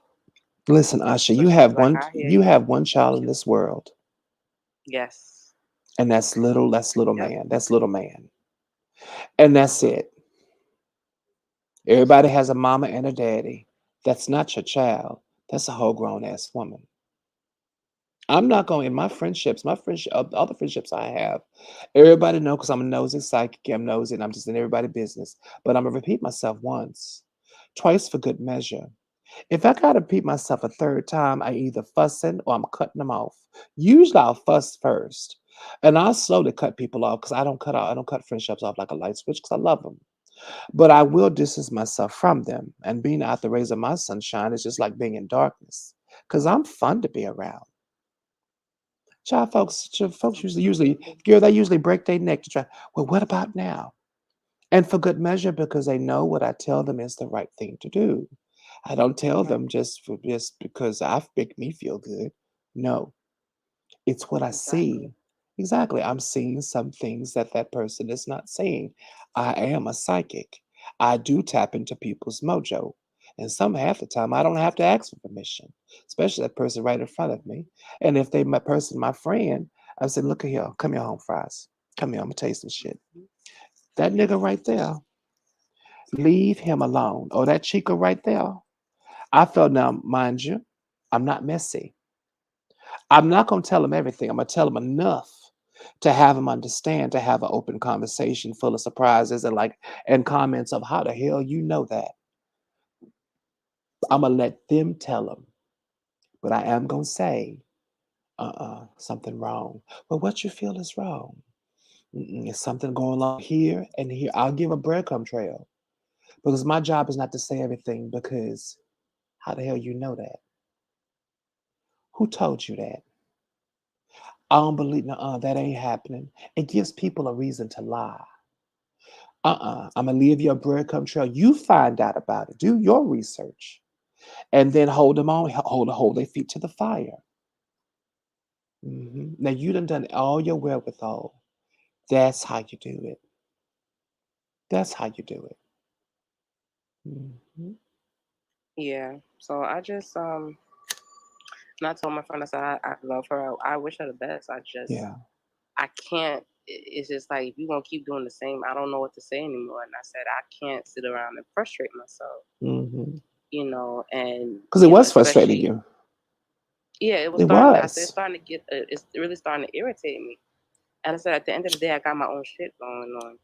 And I said so at the end, I can't tell her nothing as an adult. So I said I just kind of just felt back because what else is there for me to do? I mean, at least she moved out the house with Hmm. him. But then she running back down there to go be up underneath him. I said, what was the point of that? Mm. What was the point of that? I don't know. What was the point? All that rigmarole, all to be because she gonna end up back with him. But then again, keep in mind, and I'm gonna say it like my nana say all the time: the audacity of a woman's decisions is them which you don't say titties, is the breast on her chest. Every woman got two. You let her lead with them. Hold your chest up, chin up. That's your decision, sister, Mhm. and you stick with it. Now, my Nana know I'm nosy, and my Nana knows sometimes I like to get in the middle of things. That's woman's work. You keep your red ass out of it. She said, even if you was a woman, keep out of it. She said, Yeah. that's what I would do. I would be here to pick up the pieces. I would be here to give advice. But at the end of the day, don't put yourself in the middle of it because that's what trash and drama like to do. Like to stick to you like nasty cold molasses. And then it's hard, or like tar, hard to get off. That tar, you got to use that old, what's that soap that boys use that work with the engines? They call that lava soap. Mm. And the lava soap don't get it halfway off. That tar stay under your nails. Let her Mhm. work through it. You done given her the advice and let her work through it. Yeah, that Let her part work too. through it. But the moment it's Mm. starting to frustrate you, that's a quality of life issue. I don't care if it's an ant under your feet. If that ant is upsetting you, walk away, walk around, don't step on it, it's a baby ant. But listen, go ahead, walk off. Because I'm not going to let, and I've had plenty of friends, I've given them advice and they know who I am. They didn't take it. And I take offense to it. You don't trust me. But then again, I also know how love is. And I also Mhm. know what good dick can do. Mhm. Good dick is like candy for children. It can rot your mouth, it can rot your teeth out of your head Mhm. and rot your mind. And so I know So don't that. keep eating. I know that. I know when they've been digmatized. I can feel the energy. But I'm also I gonna be know that that. sound advice. But that's not the case that's going on here. She Mhm. just does not want to be alone. And that's what I told my friend. I told my friend, I said, I just think that I said, and my friend was like, well, I can't sleep alone either. And I'm like, well, I don't know. I said, I guess I'm just different. And I said, I can't expect everybody to move Mm, like me. I don't mm, mind being alone, but I guess everybody's situation is different. mhm. She, Um, she needs to build. There are millions of other sisters out there like her that'll take of a piece of man yeah, instead of having no man. yes, And for yeah. this, and for all platforms, Facebook, YouTube, and Slutbag X Twitter, I'm telling all of y'all who are listening, You better build a relationship with self. Yes. Learn to love yourself. Learn to kiss on yourself. Learn to love who you are. Learn to play with your own pussy. Because at the end of the day, a piece of a man is a trouble. And that piece of a man is going to end up in pieces, sharp pieces that are going to end up cutting you like glass on the floor. You need to go ahead and leave that piece of a man of alone, or that piece of woman of alone for that measure. Leave it alone because it's not going to end up serving you well. Trust me on that. I've had a piece of a man, and I was just with him. I didn't want because my grandparents. I love being alone, but it's nice to have a man on your shoulder, or by your house, by your side, on your arm. But if that man not meeting up to the capabilities and qualities I need, my grandfather gave me enough gumption to tell him to get the hell on, because I am a baloo. We don't have dead baggage, dead weight, because we can't mitigate life in that way. Yeah. And Mhm. I just said I'm different. I guess that's how it is for her. I Mhm. can't. I try not to be too judgmental on that part, Mhm. because I can't expect everybody to operate the way I operate. And I also, Absolutely. like you said, I understand matters of the heart, but in her case, I just think it's more of a self-esteem issue. It is. It definitely is. And I can understand that too. There are a lot of sisters that have a low self esteem. My heart reaches out to you. I love you. And I hope you learn to love yourself. Absolutely, honey. But these sisters are going to eventually have to pull up their big girl drawers, whether La Perla, Victoria's Secrets, or them grandmama granny panties. Pull your drawers up and leave. You'll be better for it. Because that piece of a man, I don't care how good he is, that piece of a man is not worth a whole man who's looking for you. But Mm. before you find the whole man, I'm going to tell you how you find that whole man. And we've had this discussion on Clubhouse plenty of times. Learn to love yourself. Learn to look in that mirror and find the reflection as your very best friend. Who else gonna put food in your mouth, wipe your ass, wash your body, put clothes on your body, and not ask for anything in return? You. You do it to yourself. Learn to love her. That's when you'll find him who will love you the same way. Because the best way to resonate to the world, I'm ready for Mr. Right, is to be Mrs. Right to yourself.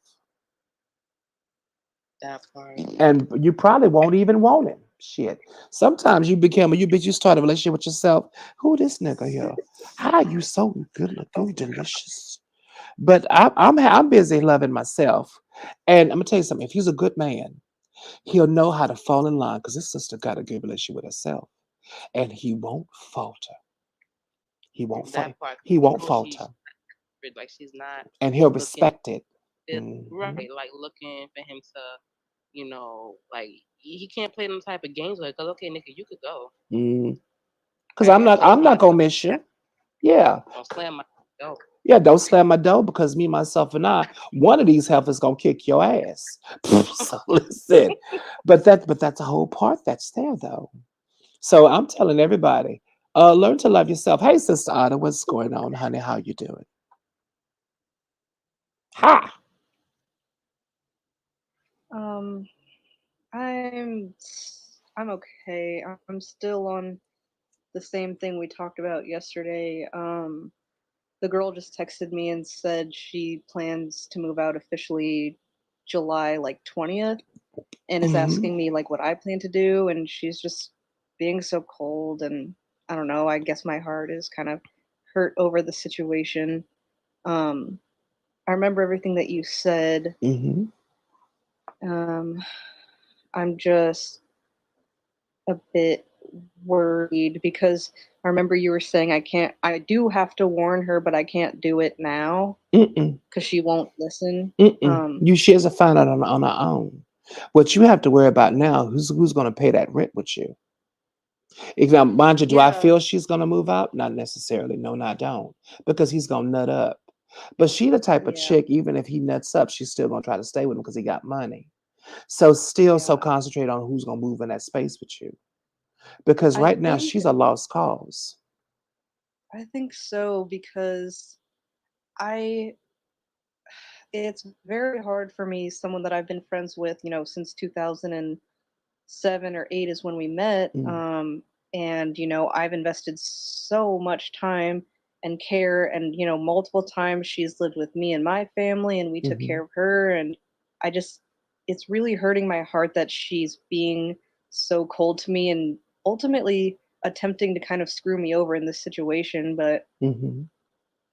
it's almost like I don't even want her to stay. Like, it's just hurtful, you know? I figured you'd come to that point.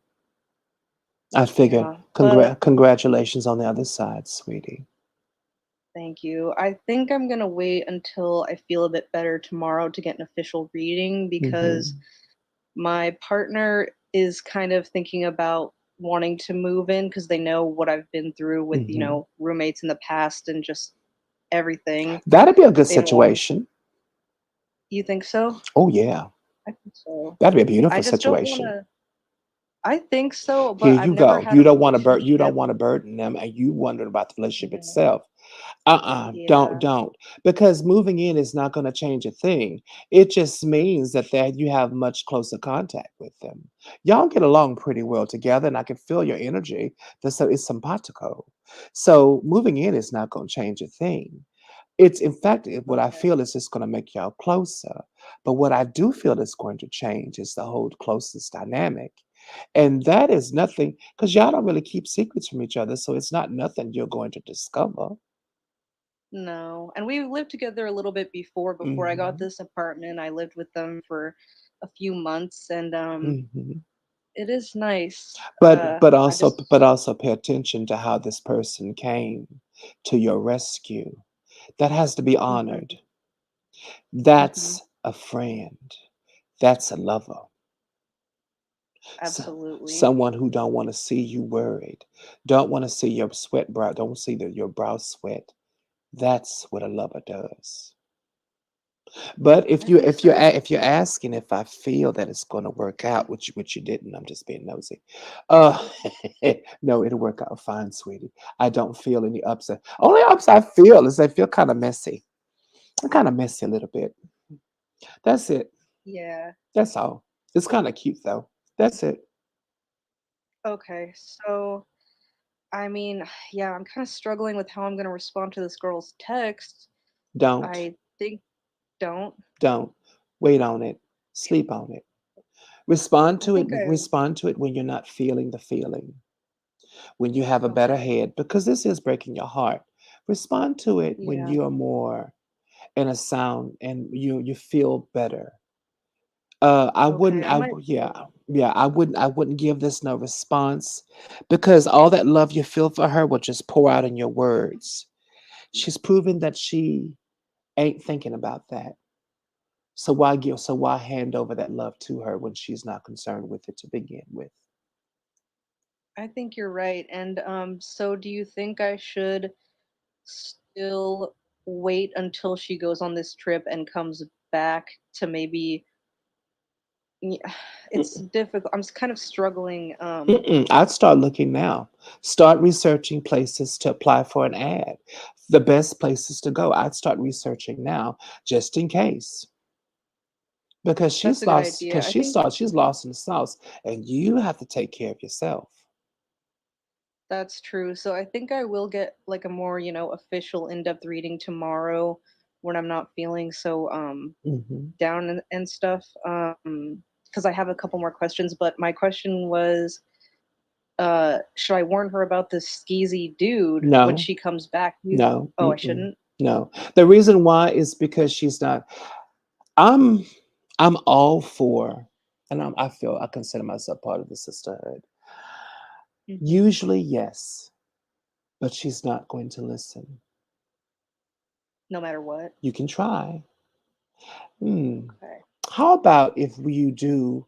Because now I'm starting to feel kind of bad. Because now my grandmama Ruby is on my back. Yeah, tell her how she Should reacts I to. wait for her to come to me Wait, though? Like, yeah, but let her know what you feel. That now that's being responsible. Because child, my grandmama Ruby started to beat me across my head. How dare you? Blah blah. Oh, I'm yeah, Lord. Um, it's Do That's so, because you the got to be thing. responsible. You have to be responsible, because Okay. she is a friend. Because true, and although she's breaking my heart, the thing about it too is her other friend, she is gonna have her quit her job and move out of her house, and the plan is for them both to move down and be supported by this man. And I'm just like, okay, knowing what we know, he won't support them. So they'll both be jobless. Hmm. And in this, situation, I Hmm. feel the weight of my clairvoyance, which is, I know you said before, if you don't use your gift, it can be taken away. And I feel responsible, but it Yeah. also hurts me. It Hmm. hurts me. Yeah, not necessarily taken away. It'll dull itself. It'll Hmm. dull itself because you're not using it. Um, Let them know. Let them know. I Okay. don't feel she's But gonna I come should out. wait for them to come to Yeah, me. yeah, definitely. Now, if they don't come to you in time, just let her know, because this man, Okay. something he's no, no, something's wrong, and I clearly felt it. We talked about that yesterday. Thing about it, Yeah. he's not going to, and he knows these girls are making changes, and she feels she's going to be on easy street, and it's going to be that way Uh-huh. for some time until it's not. Exactly. So, and I was kind of thinking about in what way am I going to tell her? And I feel like if she asks me, or, when the time comes to it, I feel like I should just tell her, like, check his phone. Well, she's going to ask you. She is. Okay. Then let it all out. But what She should I say? tell her the truth. He's That he's ski. cheating? He's skeezy. He's not. He's a woman. He's now, mind you, he portrays himself. He doesn't portray himself as a womanizer, but he absolutely is. And there's a part of him that literally is not to be counted on. She's making these life decisions with a man that can't be counted on to babysit a grapefruit. Mm. Okay. That is what I feel. And, and you just confirmed what I felt, that he's not trustworthy He's and not that trustworthy. he will cheat. She's placing too much trust into him, and he Hmm. cannot. This man can't be counted on for that. How you know he Hmm. can't be counted on? I'm gonna tell you why, sister. Hmm. Letting her make the changes that she's making because he thinks about him. A real responsible man said, "Hold on, you're gonna give it up your job and everything. You sure about this?" They would have had a talk, and letting things in her life be as they will, as he goes about his life, and finding an equilibrium where she doesn't have to give up nothing and he doesn't have to give Hmm. up nothing. But He's let selfish. Yeah, but there's a selfish component to it. He's allowing this to happen because he's Hmm. getting what he wants The two until he girls, don't want. not just his girlfriend, but the Mhm. two girls. Yeah, I think he's just. because he can have his cake and eat it too. She's gonna allow it. Hmm. You Okay, you know why it's two girls, right? because he wants Two a harem. girls. Two Yeah, he girls. wants that. He wants two girls relying on him and in Hmm. his house. And I was talking with my partner over it last night because I was so upset, and I Hmm. was saying that they might try to initiate some threesome action or something. I don't really know, but I feel like that's kind of either what he wants or Hmm. that's like his fantasy or something. Oh, girl, it's gonna get worse than that because if he can allow that, the next line is pimping him out. Hmm. That's Yeah. kind of, it's funny you say that because their kind of plan is to move the other girl with them and have Hmm. the girl start dating his friend who they've never even met. It's Hmm. crazy. It's pimping them out. And mind you, then it's going to be a situation whereas they'll call girls and he's going to have a whole harem. Oh, he has everything set up perfectly for him. This man is not a good character at all. Not good character Okay. at And all, honey. I've been talking with my aunt's spirit about it. I was kind of at my altar yesterday and I was saying, just push it along, like let him be found out sooner rather than later Oh, because she is. And I'm gonna tell you something else too. Don't push too much with your aunt because this type of man is a type of man she likes to beat up on. yeah, that's That true. nigga gonna get in the car and that won't get out of it. Yeah, that's a good point. She'll hurt She's him. strong. She will hurt him. Yeah, she's strong. Yeah, Okay. because she don't play that. You know how she is. She's a pit bull. and I say this Yeah. affectionately. Everybody Otter, the Otter, her auntie, is one that was snatched off this earth because of men like him. That is Otter's greatest guardian, greatest defender, beautiful girl in physical skin. But she's in spirit, she's Otter's greatest defender. Her spirit is strong, she's visceral, she's powerful, and she Hmm. don't play. She doesn't like these dudes She because don't like of what them. happened to her. What happened to her? She don't like them. So if Sister Otter get her auntie on the job, you know what auntie gonna do? She gonna play a Might game. take him Be, out. girl, she'd be like a cat with a mouse. She'll play with him a little bit till she decide to eat him. Oh, I'm hungry. Gobble gobble. That's true. Okay, I won't push her too much. And on that note, I was gonna ask you because I have all the supplies together. Do you think Hmm. she needs another elevation, like I a would 13th one, or do you think? absolutely, Okay, because that's the reason why she's so okay, visceral right now. I would keep elevating that beautiful soul forever. As long as you're in okay. skin, because she's such a good friend and she knows how to hold beautiful space for you. And the longer you And elevate it's been her, a while. yeah, and the longer you elevate her, the more you're in the space you're in. Notice when you stop elevating her, things start to fall awry. Yeah, that's true. I put a glass of water with camphor because I finally ordered some. So I put that together for her. Hmm. And I when I put the camphor water up on the altar, I started to feel something in my chest, Hmm. and I feel like it was just her. She's very visceral around me right now. I feel like whenever anything kind of starts to happen, she likes to stay very close to me. Yes, she does. Because right now, push comes to shove, she's going to find you a different space. She's going to find you everything you need, definitely. So in spaces like this, she's definitely going to be around you viscerally. What I do feel coming from her, though, you can ask, you can request that she gets involved, but the moment you do, remember, you can't take that back because you That's started true. I know going. how. So in my advice, knowing that he's this type of dude, I would get her involved, and then and then I but already did. okay, good, because then what would happen is that because she's always going to look out for the girls, always for the girls first and Hmm. foremost. She's Hmm. never going to look out for the boys. And then let her do her thing Okay. because that I means already asked her yeah, that means she's yesterday. going to find out. But even if the girl finds out that he's a loosey goosey, you're going to be shocked to find out that she's still not going because she's worried about the money, the True. pockets. And it's funny too, because this girl, she never has any trouble finding a job. She always is good at that. Hmm. She can take care of herself, and Hmm. I don't know why she's putting so much on this right now because she's only 31. She just turned 31. I'm like, Hmm. it's not like you're 50 years old and can't work. You're not destitute. Hmm. It's I just don't get it. no, it's the soft life, honey. Every girl is after the soft life, not merely depending on how they can get it, but trying to Hmm. chase that soft life can put you in a hard place. And a Tear lot of you girl, up. it tear you up. A lot of girls are starting to find that.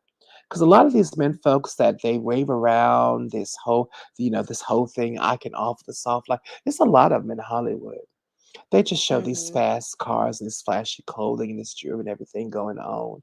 And I tell all my little girlfriends, I said, listen, it's just advertisement. Because the moment he Exactly. gets you in his claws, that soft life is Hmm. going to end up to be a hard place. Trust me. Because a real good dude doesn't advertise any of that.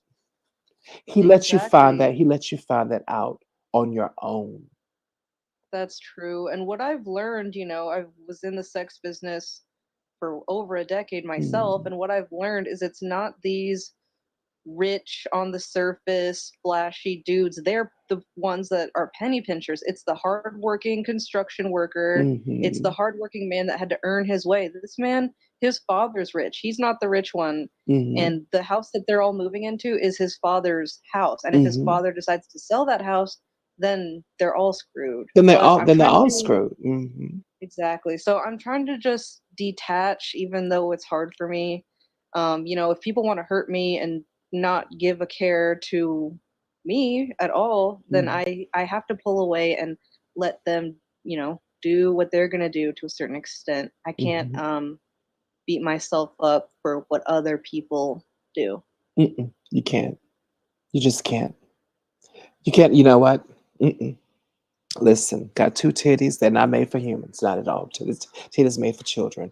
Absolutely not. No, you're not. She's not your child. You're not gonna raise her. She's not even. I mean, she's a friend, but that's about it. Also, two grown folks are grown folks for a reason. If you don't know, like my nana always say, if you haven't learned it by now, who the hell am I to teach it to you? It's hard to teach That's grown. It's true. hard to teach grown ass folks life lessons that the mammy and daddy should have taught them. I'm not gonna teach you nothing. I will tell you. Now, if you come to me for advice, of course I'm gonna do, and then truthfully take that advice, or a friend and friend or brother or sister that really truly needs help. I'm always gonna be there forever and forever and forever. But I'm not into teaching Mhm. grown folks any damn thing because I know how I am as a grown folk. I'm gonna take it and leave it as I see fit, and I'm gonna apply most of it as I can. The rest of it I don't need. Fuck it, I don't want it. That's just me. That's true. Hmm. And the girl is older than I am, and she's shown me in the past few months living together that whenever I do sit down and give her really well thought out, really solid advice, she listens and then she turns around and does exactly the opposite. She just does whatever she wants. So Hmm. I think it's smart for me to just, tell her, Leave it alone. well, I'm going to stay and you do what you're going to do. Hmm. Because one thing she's not going to do is upset your life because of her stupid decisions. That's what the devil is really trying to do. Is trying to upset your peace based on using her as a finger puppet. So that's not going Okay. to happen. You have too many friends, too many mojo, and too many spiritual ancestors that are looking for you to maintain your peace. Listen, go live your life, boo. But you're not going to upset my life and my peace because of your ill decisions. No. And Okay. and also You're right. too, make sure going forward that Hmm. the people that you have living with you are of sound mind and decision making so that this Hmm. is not going to happen ever again. I've had two That's a roommates good in my point. lifetime. Both of them were solid people. Both of them absolutely was of sound mind. I can't have flighty people around me living with me, only because I don't know what you're gonna, and I don't know who you're gonna bring through my door. Notice I said my door, not our door, my door. Exactly. Exactly. because if Being a because if I, spiritual person, it's difficult. You can't have strangers in and out of your space when you're not me, psychic because it's upsetting. yeah, not me, because I tell them to get the fuck out. T, I pay rent here. You can get out too, bitch. You and Ragamuffin number five, because you brought five niggas over here in 5 days. Get out. Take him with you. Listen, come get her. You met her last night. Well, now you got a roommate. Come get her. Because I'll pay the rent on this bitch. I'll pay all of it. Mm. Get out. Because my peace is not up for grabs. It's not. That's my home, my domicile. Mm-mm. And it should be peaceful and it should be safe and it shouldn't be like up to the whims of whoever. It's very important. It's very important to, I don't know, have like respect, Hmm. enough respect to not treat people like they're disposable. And I know I have very big issues with abandonment. So like feeling abandoned by my longest friend, Hmm. it really hurts. But I might even tell her like if you do this, um don't look for me like again, Hmm. don't try to get back in because it's just hurtful. It hurts. You're well within your rights. All that you've done for this child and gonna leave you just because at the auspice, not even sure if she's gonna receive the soft life, but just the promise Mhm. of the soft life. Now you know what her priorities are, and it's all about her. Mhm. Friends like that, I mean, you're gonna have plenty of people like that in your life. Some make really great friends, but they're associates, not necessarily friends. She's now Yeah, demoted herself to an associate. Nope, ain't gonna put up with it. that's a good point. That's a good point. Do you think you'll be on tomorrow, like Yep, in the earlier afternoons? yep, I'll be here as per Okay, usual on every day. I'll I'll set up a reading for then, just so we can maybe hash out maybe some finer details and stuff. Mhm, mhm. But listen, your auntie gonna take care of it, and I feel starting today she's gonna let you know a little something, what she's doing. She loves to give little tidbits. This is what I'm working on now. So you expect to see that around. She's gonna give you a little tidbit of what she's working on the situation We'll itself. see what happens to this guy. We'll see. Hmm I'm trying not to Thank you so cackle. much. You're welcome, honey. I'm trying not to cackle, y'all. Okay. I'll talk to you tomorrow. All right, honey. Very good. Hey, Sister Thank you. You're welcome, honey. Hey, Sister Carolyn, what's going on, honey? Hey, Uncle Theo. Hello, everyone. Ha! How are you? Pretty good. I was gonna call you this morning because, but I knew it was early here, so I was like, oh my God, it's too early to call Uncle. Hmm I was like spinning, like I was like going through. I'm just gonna say I was spinning, like it was just all the things bothering me, hmm and I'm like, it's this damn woman who's like causing confusion and chaos as she always does. hmm So anyway, yeah, made it through the day with that for now. Good. Yeah, I mean, I've been like saying prayers, like just putting it in prayer to my ancestors and my guides, and which I wish Yentl was still here because so Santa Marta, she has been like calling me for years now, and I'm just like, you know, I don't know if I have the discipline, just kind of like putting it hmm off. And so she's always sending messages through Yentl, and I'm like, oh God, she's not gonna drop it. hmm So, I did like talk to her about it, and it hmm was interesting because I think Yentl mentioned something similar. Like when I was saying my prayers, I saw her like kind of like going through the house and like as if she was like clearing out the house. That's what she does. Yeah. So, um, and then I don't know if it's related. Like, just now at work, I was walking to the printer and there was like a dead. I'm not sure if it's a bumblebee or a wasp, but I picked it up and saved it. It's sitting on my desk still, because I didn't want to crush it. Hmm But yeah, yeah, I was like, this is interesting. It could be a wasp, honey. Definitely. Yeah. Hmm But it's like the windows don't open. It's like a very industrial space. So I'm not sure how, you know what I mean? Like for it to get to just be in the middle of the cubicles or the office area. So anyway, um, I'll keep it, hmm and I guess the working will be revealed to me. Yeah, it'll be revealed to you definitely. Um, but if Santa Martha is calling you, more than likely, um, unless you have the discipline to keep up with it, I would advise come to her as you will, definitely, because that's a little bit above my pay grade. So come to her as you will, as you can, and then find how that space works for you. Definitely. It's interesting because that's what she told Yentl. She was like, she will allow me to be me, basically, right? Hmm And but it's interesting because no matter what, like even though I don't do like a full devotion, but I have been remembering to say the prayers on Tuesday. hmm So I'm like, well, so like that part is working out at least. hmm Yeah. Okay. Okay. Definitely. Just find your way as best as you can. But also too, keep in mind that um, a lot of the santos, they do take up a lot of beautiful, a lot of your time, and there's a sense of devotion that's there. Just keep that in mind. For sure. No, I agree. I've been saying the same thing, so I have that in mind for sure. Mhm. But um, we'll see. Because even like a couple years ago, I had talked to Shauna, like 'cause I know she was a devotee, and I was like, hey, like, so what do I have to do? And she kind of gave me instructions, but I was like, I don't think now is the time.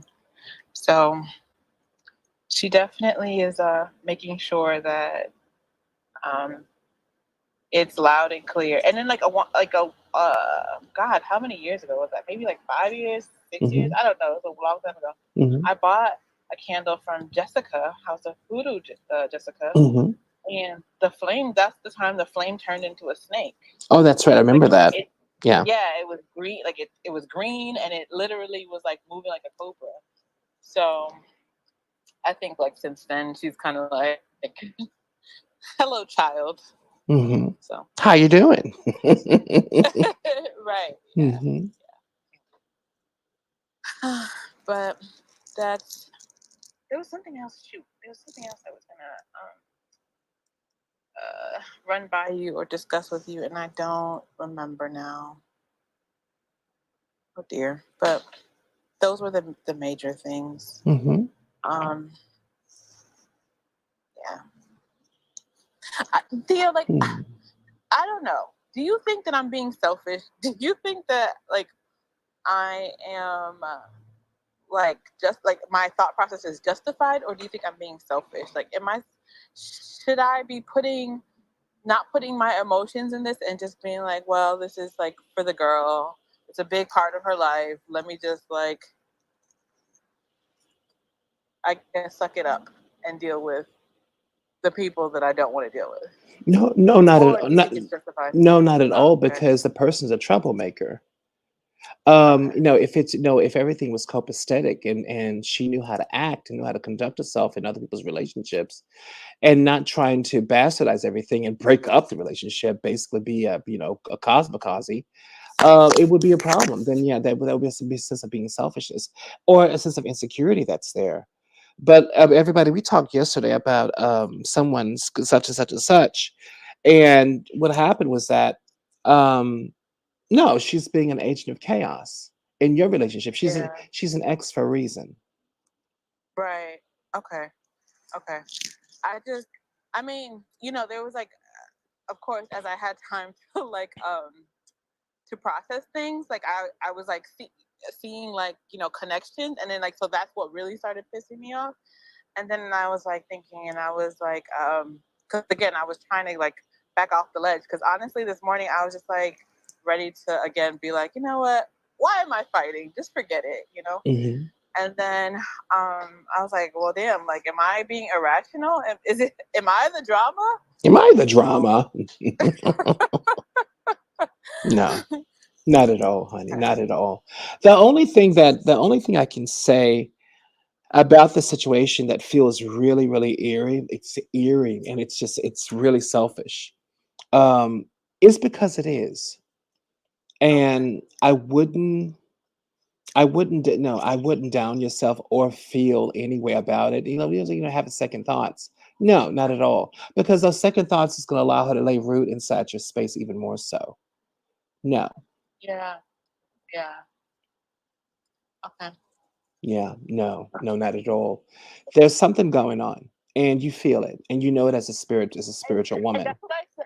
That's what I was saying to like to Sister Janine. I was like, first of all, I was like, I do not like when people play in my face or think they Hmm. can play in my face. Yeah. And I was like, unfortunately for everybody, I'm very intuitive and I'm very smart. So I already know like the bullshit that you think you are, that you think you're hiding That and you you think think you're you're playing. doing. Yeah. Yeah. Yeah. And Girl. So you know what you think you're doing. Coming up, Sister Carolyn again. Here we go, honey. There we go. I know what you think you're doing. It's not going to happen. sorry about that. Hmm. Yeah. And so it um I don't know. It's upsetting and disappointing and all the things. Mm. Yeah. About that, being upset about a situation like that is literally ruffling your own feather and upsetting your own what I call your litter box, because the little kitty cat. And I know. don't, because you've made what you need. You made your needs known. Also, too, you've had people understand this is not right. Something's wrong with this situation going on, and the fact that they don't see it, I'm gonna start looking at them with, why don't you see that? But most people are not psychic. They don't have this. They don't have the spiritual wherewithal. Move with as little judgment as you possibly can, especially with loved ones. But always, but don't second guess your judgment. Okay. Hmm. Don't second Because guess like, yours. okay. Yeah, because the I feel like the consensus that, and I could be wrong. This could just be my own perspective, but I feel like it's like, well, Lynn doesn't like her, or Lynn, Lynn doesn't like this person, or Lynn this, and Hmm. it just makes me I perceive it as I could be looked at as like, I hate everybody, or like I'm just like, what does she like, or what does she want to do, type of thing. But that's not the case. Hmm. And yeah. No, it's not the case at all. But it is one of those situations whereas you're having to, um, it's one of the situations when you're out there on a limb by yourself. And I tell sisters and brothers when they're in those situations when they are alone and they have to deal with the consensus, and the consensus hasn't. You see something clearly coming, and you're the only one who sees it. Get back, pop your popcorn, get a nice big Fanta because you said what needs to be said, and enjoy the show. Because eventually everyone is going to remember when you told them that this was going to happen. Do not continue to fight the battle. You've let everyone know what's going to happen. You've done your job. Don't continue to keep bumping your head. Don't do that because this is when things become uncomfortable. Okay. I'm a really big believer in I told you what's going to happen. Now look at you. Now y'all lumped up. I can't do nothing to help you. Come on, let me hug you. But that's about it. I can't do nothing about that. But then you know what they say. You don't have to be rubbing it in my face. You don't have to say I told you so. Like you know how that goes. Hmm. But like Now, mind you, sometimes, everybody, know, well, I'm not one to say I told you so, but I am one of those that give you that look like, you gonna think I said it. I ain't saying nothing. I'm just looking at you. mhm, But see, that's their own guilt exactly. because I did say it. I sure did. Now look at you. Now you look funny. What's wrong with you? You all lumped up and you did exactly what I told you not to do. And now, well, T strikes again. That's one for me and zero for you. So definitely. Right. Yeah, Theo, I felt better after we talked, and then after I said my prayers, and I honestly do feel that Santa Marta helped, but I don't know what happened yet.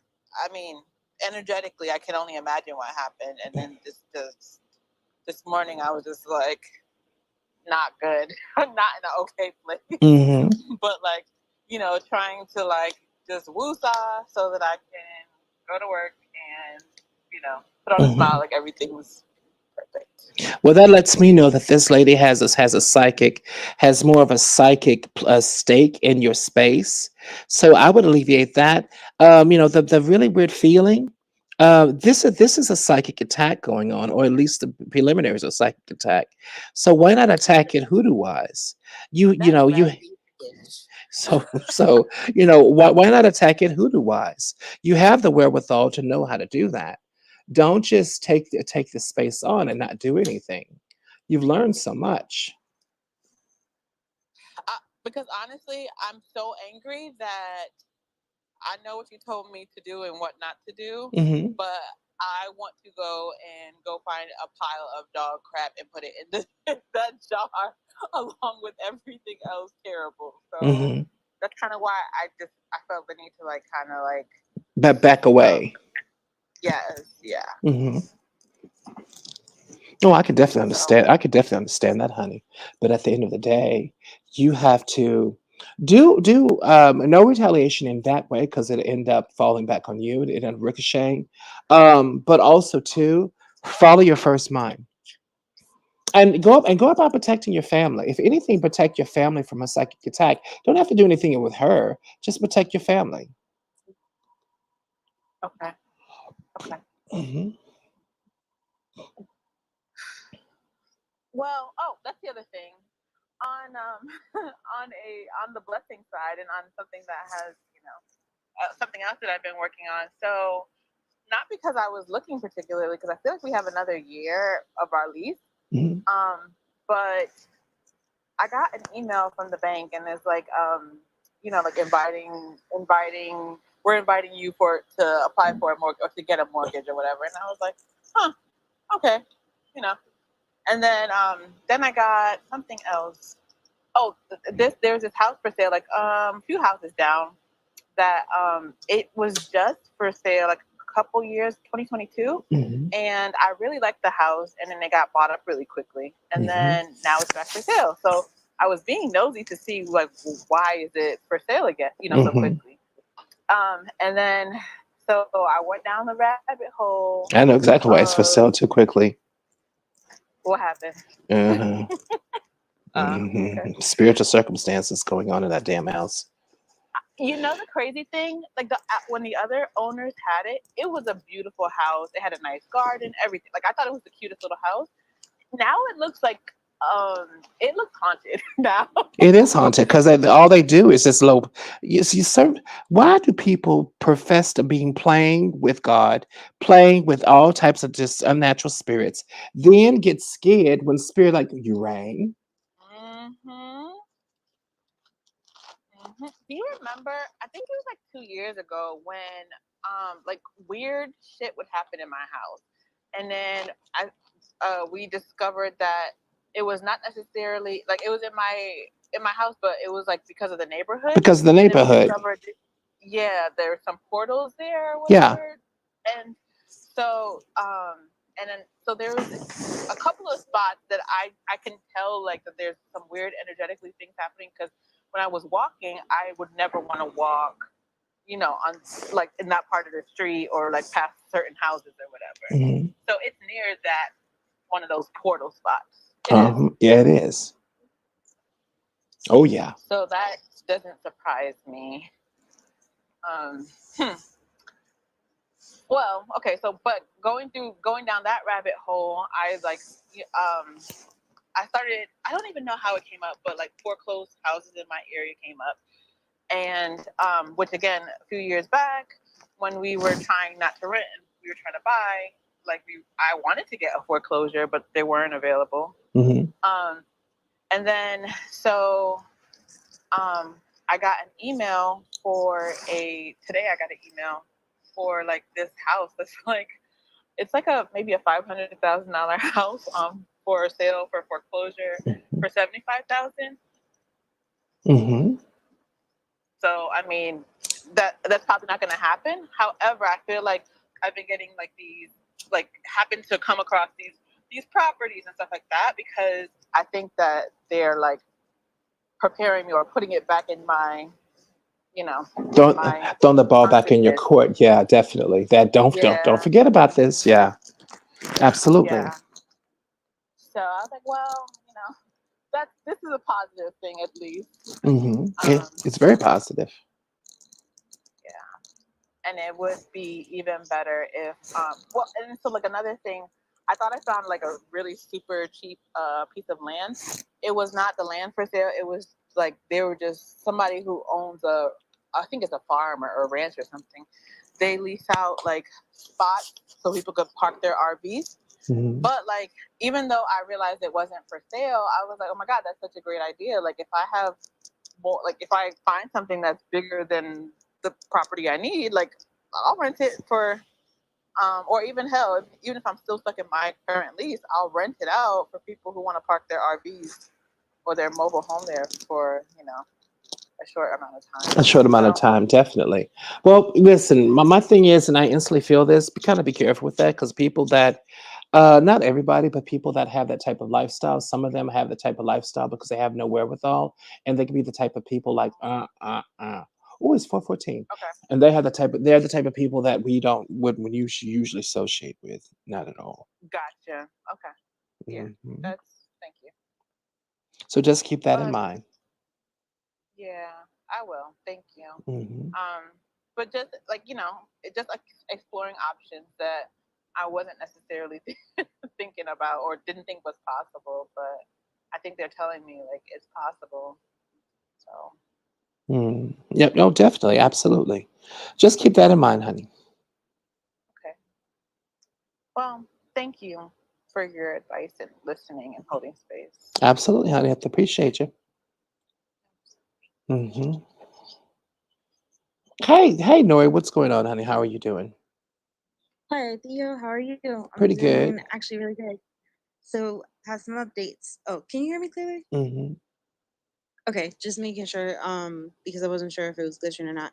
So, I have launched a spiritual business, and I've also restarted studying for another business.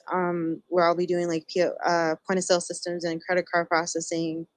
Also, but I'm really excited about the spiritual business that I've begun, and I even have like my first client.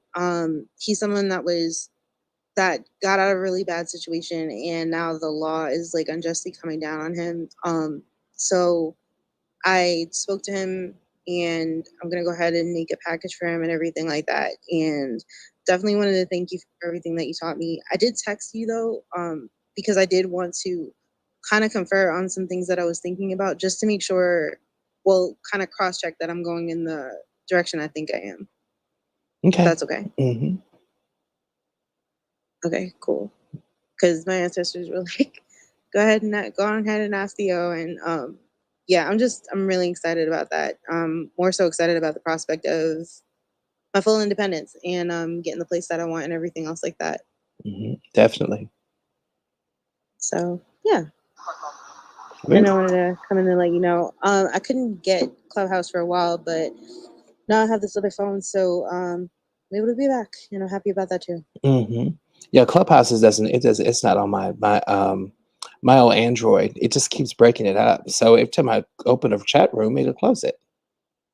You know what's crazy? So I'm on an Android right now, and I couldn't get it on my Apple account because there's some payments that won't process on my Cash App card. That'll turn around soon, but because of that, they won't let me download anything, even if it's free. And I'm like, well, that's stupid because I'm not making a purchase, But Hmm. they let me.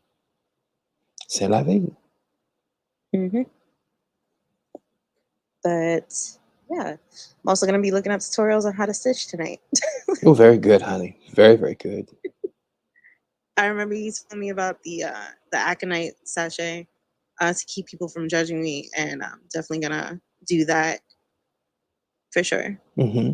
Yeah, And I'm accolade. working on an oil. Oh, go ahead. Go ahead on, honey. Oh, sorry. I'm working on an oil that I'm gonna call other people's money.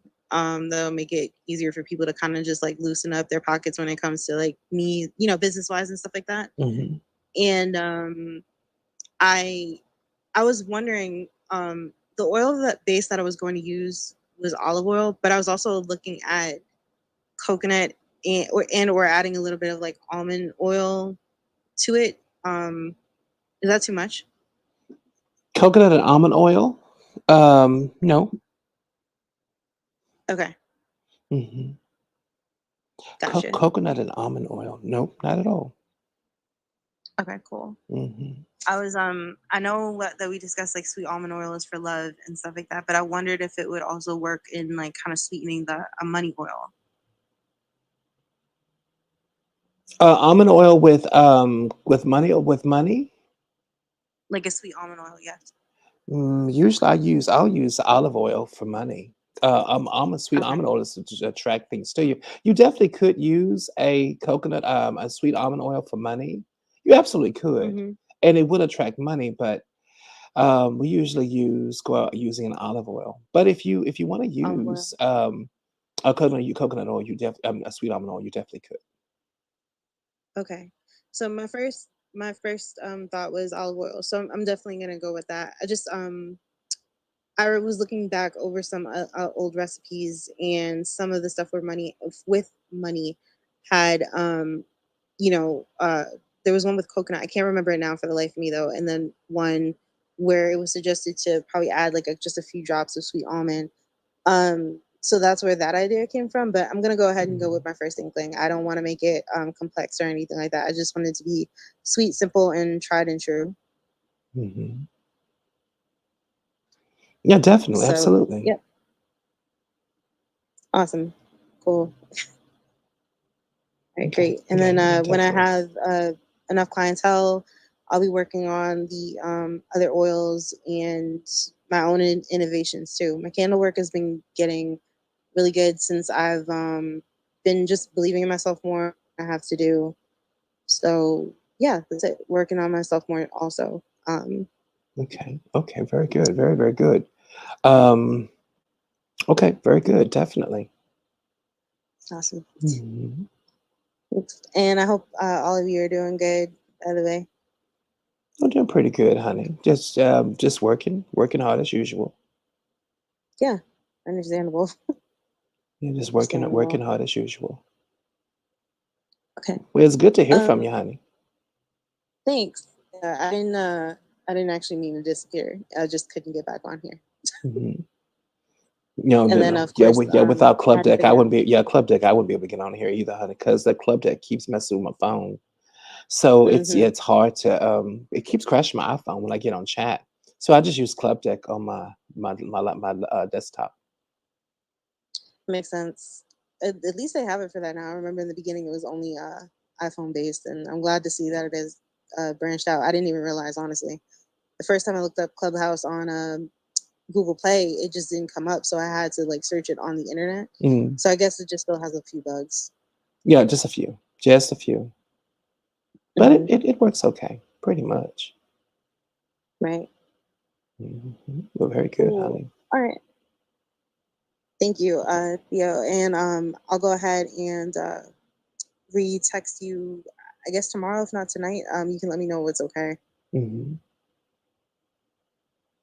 Okay, honey, definitely. Will you text me what? Oh, like just to, I sent you the other text, but I didn't know if you got it or not because I know sometimes it's wonky a little bit. Hmm. So I was just going to say like hello, just to kind of, I guess, bump up the message. Okay, okay, definitely. All right. All right, Well, thank honey. you so much again. Well, thank you, honey. Very good. Hmm. Thank you, thank you, thank you. All right, y'all. Hold on. It's 4:22 Pacific Standard Time. Thank you, Nori. What I'm going to do, I did want to talk a little bit about um, conjure oils and things like that. I think I probably leave that for later because I've been on here for 2 hours and 21 minutes. So I'll try to keep it down a little bit. No, I don't want to go over 3 hours. Definitely. Um, Thank you, Nori. Don't want to go over 2 or 3 hours. Definitely. Okay, here we go. So what's going on, everybody? Hey, Sister Asha, Sister Carolyn. Say, well, hey, everybody, what's going on? How is everybody doing right now? Oh, also to y'all, it's Wednesday, 4:23 Pacific Standard Time here in Los Angeles. How is everybody doing? Hope you're doing fine. Hope you're doing okay. Oh, I wanted to say something that was kind of cool that happened yesterday. So my ancestors sent me on a hunt for to get a moth for this oil that I'm thinking of making. Hmm. Couldn't stop thinking about it, and it's kind of a moth has kind of been my totem from the beginning. I feel because when I first started to awaken in things, the first dream I ever had to do with a moth, and just walking around and like taking in everything that was like outside, and seeing different like herbs and things I could use or like different flowers and wondering what they do. I ended up finding it. Um, and I don't know, it was just kind of wild and like really in a beautiful way though. Hmm. I was grateful because I kept asking them for signs, and thankfully. Hmm. Hmm. Hold on. Oh shoots, Clubhouse is closed down again. Dang it. Hold on, close Oh, it. you're on Clubhouse still. We can hear you. Okay, it's soon shut down. Okay. Oh shoots. I can't press anything. She could. Oh, hold on. Hold on. Oh, okay. She'll come back. Nora, come back. All right. Hmm. Okay, very good. Well, she'll be right back. All right, everybody. It is 4:25 Pacific Standard Time. What's going on, everybody? How you doing? Um, Child. Some folks I'm just dry with. I'm tired. Listen. Okay, fine. No. But anyway, bless her heart. What's going on, everybody? I don't mean to be that way. I can't help it. It's a lot of drama that happened behind the scenes for years. Bye bye. So what's going listen everybody, we'll talk a little bit about now that's messy. Not really. I just can't. I can't be bothered. Absolutely not. All right, well, what's going on, y'all? How you doing? What are y'all doing? Mm-mm. Oh, Theo. So, and sorry, Asha, if you need to talk, you can feel free to jump in. But so I have on my under my lime tree, I had a Mm-hmm. bowl of water that I was collecting the rainwater, right? Mm-hmm. And when I was going to my house yesterday, I just felt guided to like dip my hand in it. You know, like how you go, when you go to church, do you like or the Catholic church, you Yeah. dip your hand in the holy water? Yeah, and like honestly, like my hand felt like it felt different. Like it felt really good. Like I don't even know how to describe it. Yeah. So one of the baby limes, it's a key lime tree. One of the limes like fell in it, and I just kind of like left it in there. So like I feel like it's gonna be really like more potent for cleansing. Um, Yeah, I don't know. It felt yeah. really good. No, it definitely will be more potent. Absolutely. Much more potent. Definitely. Um, yeah, it definitely will be. Absolutely. Now, Yeah, I everybody, said now, keep in mind, because, whenever, because I know, yeah, y'all can tell my energies and my emotions going forward, and I think I have to be kind of transparent with everybody. And it's not that many people up in here, but we are beaming through other platforms. The other young lady that was just on, her name is Nori, and one of the reasons why I was really dry because it's one of those situations where you can help as much as you can, and then someone leads off into a situation where they know they shouldn't be in. And her ex, which was Charlie, was they were one of my students here, and it just turned really, really toxic. And I felt, for instance, that they were doing work against me because they didn't like my response to them. Blah, say, blah. Not Nori, but Charlie. And it became a sense whereas Banana always says, when you evolve past other people. This is a prime situation of that. There's certain people that I'm willing to teach, but only if they're willing to learn. You can't come in and out of this room every once in a full blue moon, do what you want to do, then go about asking, well, did I get it right? No, you didn't get it right. And for instance, there are different, like the oil she listed. You're never supposed to mix coconut oil with sweet almond oil. I've stated that over and over and over and over again. No, I've said at least 2 or 3 times on here. Now we stick with one oil as a carrier oil or as an engine for that oil. But, instead of asking for advice concerning certain things or being up in here and really, there's things you can't be on Clubhouse, but I found ways to be on Clubhouse just because she didn't want to be, because she felt that she could do things on her own, and that's perfectly fine in her audacity. But it's the whole whereas I'm gonna needle you for information when I need you, instead of being part of the gathering and being a really big part of the gathering. Only come up in here when they need something. I caught on to that very, very quickly a long time ago.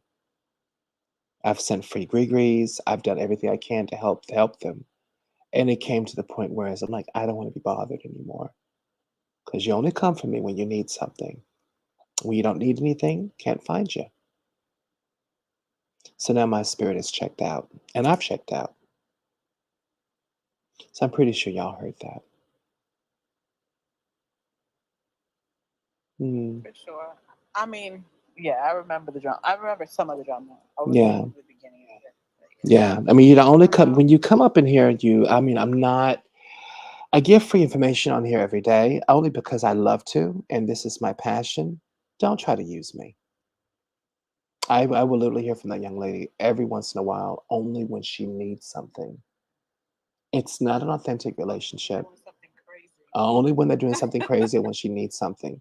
And I checked out a long time ago. Don't really appreciate that. You don't have to come up in here every day if you don't want to. Of course you don't. Absolutely not. But don't hit me up when you need. I'm not stupid. I'm not stupid. Yeah. So that's what that's about. Because I'm pretty sure other folks have kind of tapped in, and you probably could hear my response. And I'm always about being transparent, and that's what it is. Definitely. Not saying that these two people are bad or anything. They're great people. I just don't like being used. That's all. And I did get a text message, and I didn't text her back. No, not at all. But bless her heart. Absolutely. So there we go. This is one of those things where I'm not silly, I'm not stupid. I know exactly what's going on. All right, well, there we go. So just had to let y'all know because I'm really big on being transparent as I possibly can. Um, and that's just having wherewithal, but also too being honest. Because I'm not going to be flighty. That's just not the way to be. Not at all. All right, well, there we go.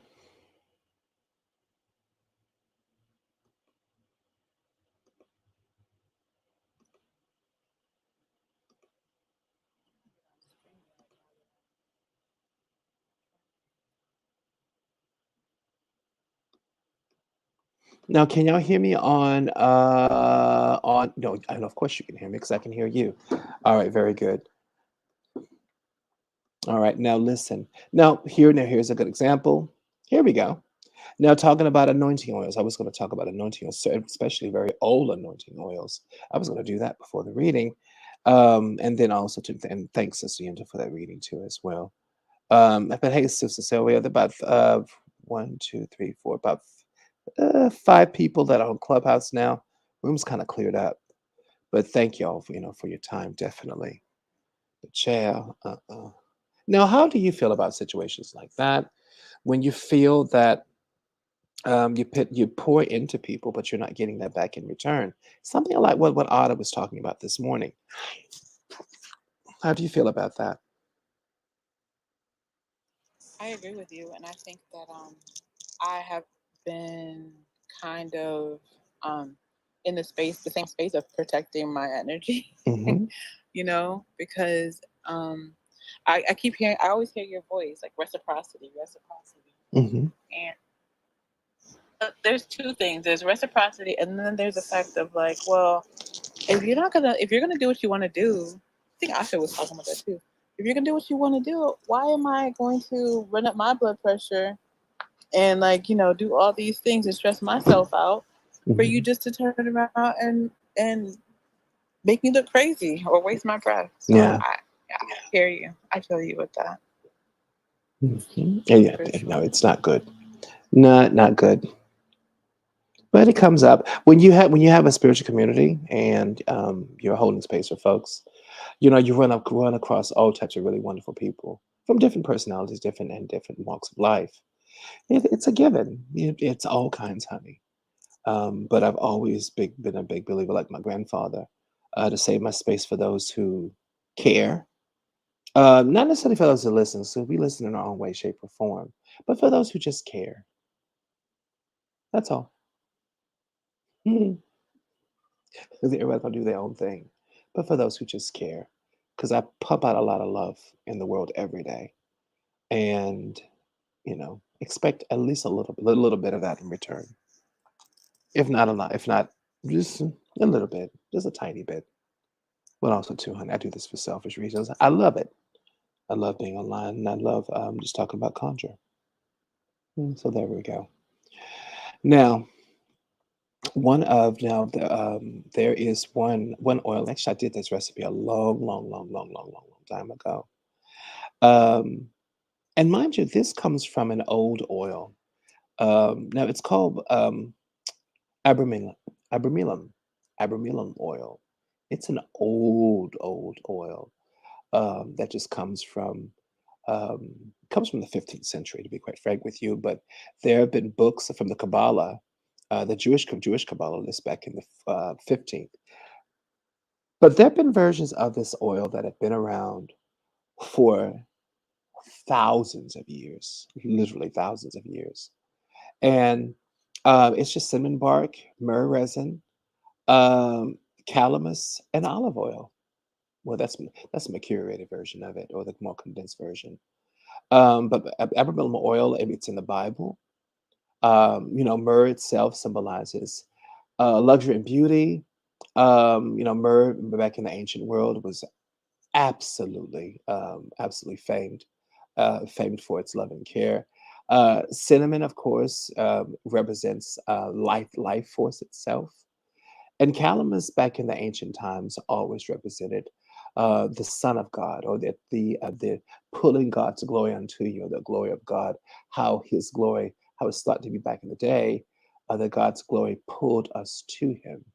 Um, it lulled us to Him, definitely. Mhm. So abramelin oil is really, it's an old oil. It's a very simplistic oil, and it's one of the oils that you luxuriate with. You let sit for up to 6 months. Of course, you're going to have 7 parts olive oil, and then 4 parts, of course, powdered cinnamon, of course, powdered ground myrrh. Um, Powdered ground myrrh. Now, mind you, if we're doing 4 to 2 parts. Let's say if we're doing, let's see if you have olive oil, we're going to do a 32-ounce bottle of olive oil. Then in that case, would that be 7 parts olive oil? Then if it's 4 parts of ground cinnamon, hmm, then if that's 32 ounces, then that means that we're probably going to have a lot of cinnamon in 32 ounces. So that's probably going to be around about 32 ounces of cinnamon, 32 ounces of oil. Then that means you're probably going to have about 5 tablespoons of 32 ounces. Hold on, I gotta find out what a 32-ounce bottle look like. So I'm thinking 36-ounce bottle. 'Cause the 36-ounce bottle of the mason jar. I need to see what that looks like visually. 36 ounces. I'm gonna pull up an image, y'all. What does 36 ounces looks like? Because I know what the bottles look like, the mason jars themselves. Oh, I know what that is. Okay, that's like the big red cups. Okay, then it would make sense that you would do 6 tablespoons of cinnamon. Okay, that makes sense. So we're going to do 6 tablespoons of cinnamon. No, 6 tablespoons of cinnamon. Now, with 6 tablespoons of cinnamon, because it's the most part, we have 7 parts olive oil. Then that, because it's 2 parts of every other root. So if that's 6 tablespoons of cinnamon, then that means it's 3 parts of finely ground myrrh. So 6 tablespoons, and that's 3 tablespoons of myrrh and 3 tablespoons of calamus, chopped and dried, very, very pure. Mhm. Now, mind you, gonna let that sit for about 6 weeks inside your mojo, inside a brown jar. Let it sit for a little bit, and then go ahead and then strain it off, and then work with it that way. Now, mind you, of course, this can actually be it can be usually an abramelin oil. It's a brown jar. If you can't find the brown jar, brown bottles, then just create a regular bottle and go about folding black, or not black, if not brown, butcher's paper over it. And then, of course, fasten the way around the top to tie it that way, so that it won't be a problem.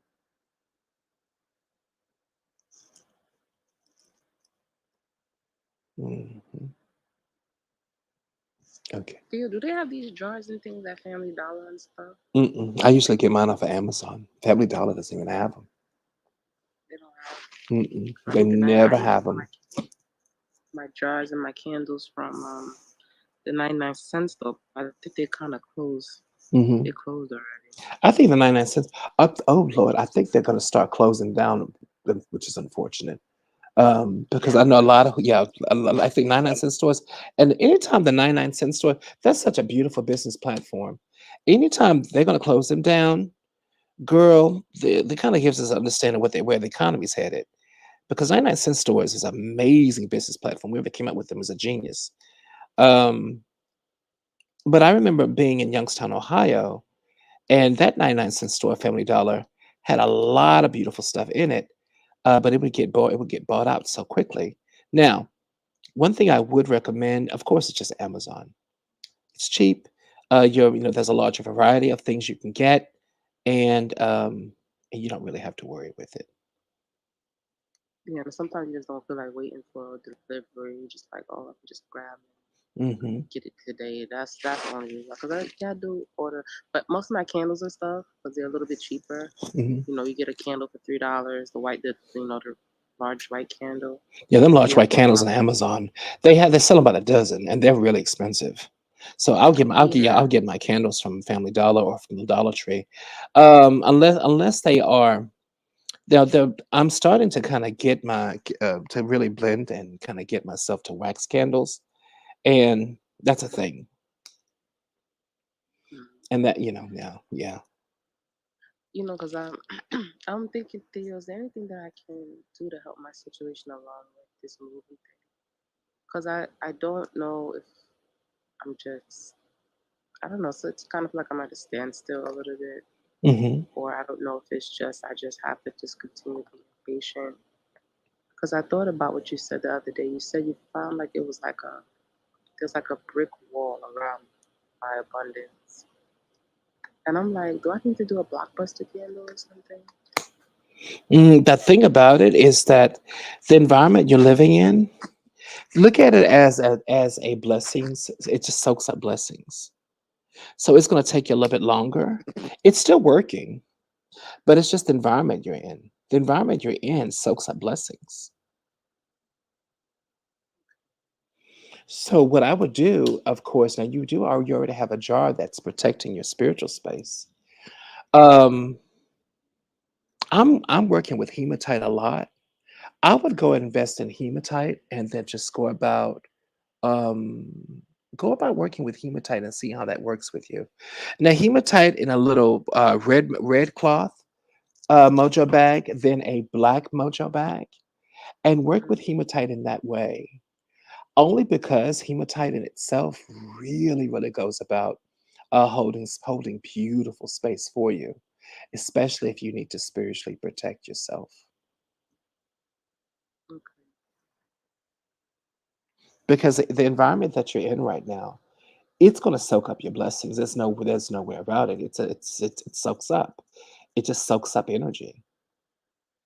Yeah. No, I'm trying to figure like okay, as far as like me just even getting out of here, you know what I mean? Hmm. Like the abundance is, that is a separate thing, but like more, I think that's what I really wanted to know about, like getting out of here, Hmm. you know? Hmm. Or is there anything more that I can be doing? Because I got this sweet jar going, and Find different creative ways of protecting yourself, protecting your sovereignty from the environment you're in. Just be creative about protecting yourself. Be creative about protecting your spiritual space from the space you're in, because that's what's hurting. You're not hurting. It is things are moving along. They're just moving along very slowly. right, They're not moving along fast because you live in a space that soaks up energy. That's what it does. It's just, your stepfather that sits down there, he just soaks up blessings. He's miserable. So his energy just literally will soak up any type of joy around him. yeah, That's his archetype. Um, Now you can protect yourself from that. Um, the best way I can think of doing that right there, try working with mirrors. Mirrors themselves are like, for instance, not mirrors, but hematite. mm-hmm. Hematite will reflect any negativity away from you. Whatever nasty little energies that are there, because it's really helping me here in Los Angeles.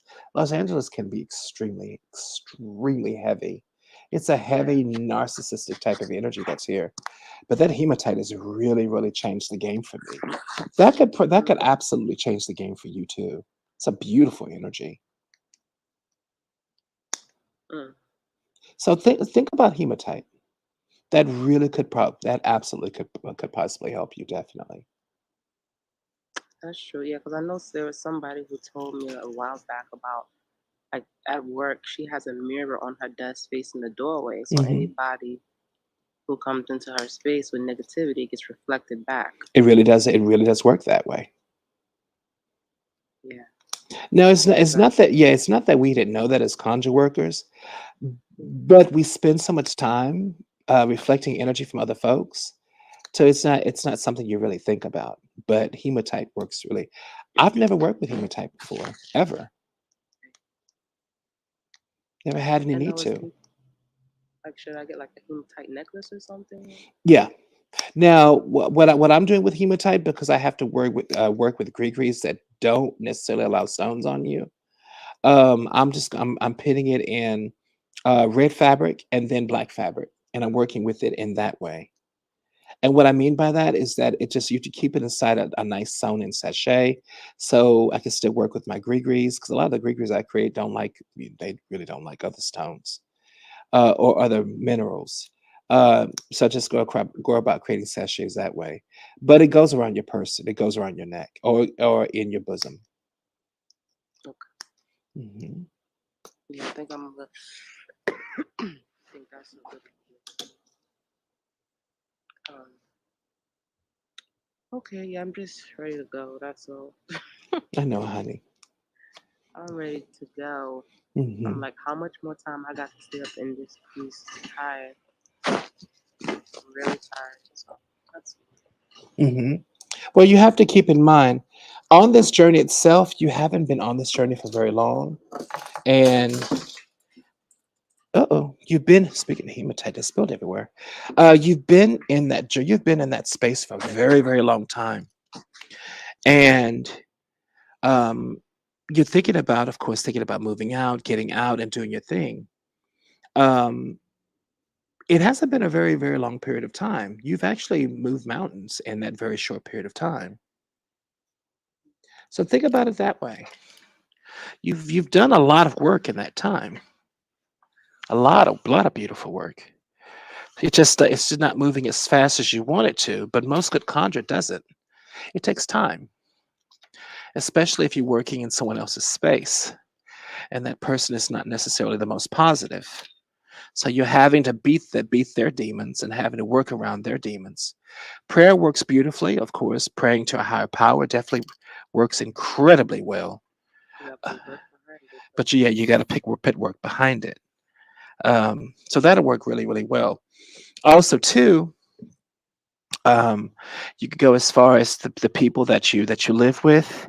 If they're not the most positive people in the world, you go about putting them in jars that are much more positive, much jars that will promote better healing energy for those particular people. You go about doing it that way, creating a healing space for themselves. Anything to thinking, Mitigate. yeah, anything to mitigate that energy, to stop it, to make sure that it doesn't affect you. Yeah, that's what I was saying. I gotta go. I've been putting it off. I gotta go to the 99-cent store. There's one I'm looking at that's open until 9. Hmm. So I have some time. I can still go. It's 8 o'clock, about 8 o'clock over here. I'll make a run down the block. Hmm. We'll pick up a few extra jars and candles. I know my ancestors like, where is the goddamn light? Hmm. You ain't put no candle on this altar Hmm. since Sunday. It burned out. Hmm. I gotta go get me a candle. I gotta go get me a candle and Hmm. the But jars. also to notice patterns. Now, sometimes I know with my ancestor candles, if I let them go without light for a little bit, I mean, you can let your ancestor go for a little bit, and they don't really mind because they understand the situation completely. Um, but how does it feel when you let it go? I know with some folks, when they let it go without light, they start to feel a shift in their energy. Is that the same way with you? Do you start to feel a shift? How does that feel? Um, I can't. Sorry, my voice keeps cracking. Hmm. Got this little cold still. I can't say that necessarily. I don't know if it's like a mental thing because I'm just used to having the light there. It could be energy too, though. Hmm. It's just because I just know that it's part of that light gives them energy. Hmm. So knowing that, it's just kind of like they probably in my mind, I'm like, and part of like the light is like in my mind is part of their presence Hmm. in my space. So I It's think maybe on comforting. a yeah, yeah, yeah, it's comforting. So it's kind of like in a sense, like they will still come. Hmm. It just because there's not a candle there, but I know it probably the presence. Well, I'm thinking maybe the presence wouldn't be as strong Hmm. if the candle is not there to illuminate their space. It can that definitely can be, and a lot of times that is the case. But ancestors, they're always going to be there for you. Now, in Right. your space in particular, because it is very viscous, concerning a lot of, it's just Uh-huh. viscous concerning really low grade energy. So most of that low grade energy you've dealt with, which is your ex, so that was really affecting you. That's gone. Uh-huh. So now you have to deal with the energy concerning your parents. And now you're dealing with that energy. Now you deal with them the same way you dealt with your ex, putting them in a more positive bottle and alleviating that energy. Being a blessing for others will be in turn be a blessing for you. Right. Exactly. So Mhm. that's why I said that's my next one. Um, that I have to do with the boss too. It's Mhm. gonna be a different job for her, but so yeah, I still Mhm. got 2 more jars to do. Mhm. All these folks are going to go in. Now, the type of jars that are going to be made are not necessarily bad. They're not jars to hurt anybody. Right. They're jars to better their lives, jars to surround them with love, with hope, with positivity, with sweetness. Only because a lot of these people are just offsetting so much toxicity, and Yes. you have to live with them. And in turn, it's offsetting your goals and aspirations because the negativity is sucking up. This is one of those situations where I tell folks all the time, be careful with who the people you have around you because it can soak up your blessings. Yeah. Their energy is soaking up your blessings. Yeah. Absolutely. Absolutely. And I Mhm. can't. If I could kind of cut them off a little bit, but I can't. Can't. So what you have to do is just work with what you can and go Right. about and blessing them, and doing it that way because you can't leave, not right now. And so what you do, that you just bless them. Right. Absolutely, you just bless them Change the energy. and change the energy around you because now it works beautifully. It works beautifully, by the way. So now that you know what you're doing, just like child mastering jars and everything else. Now that you know you have the capabilities, then just work with it. Just get it done.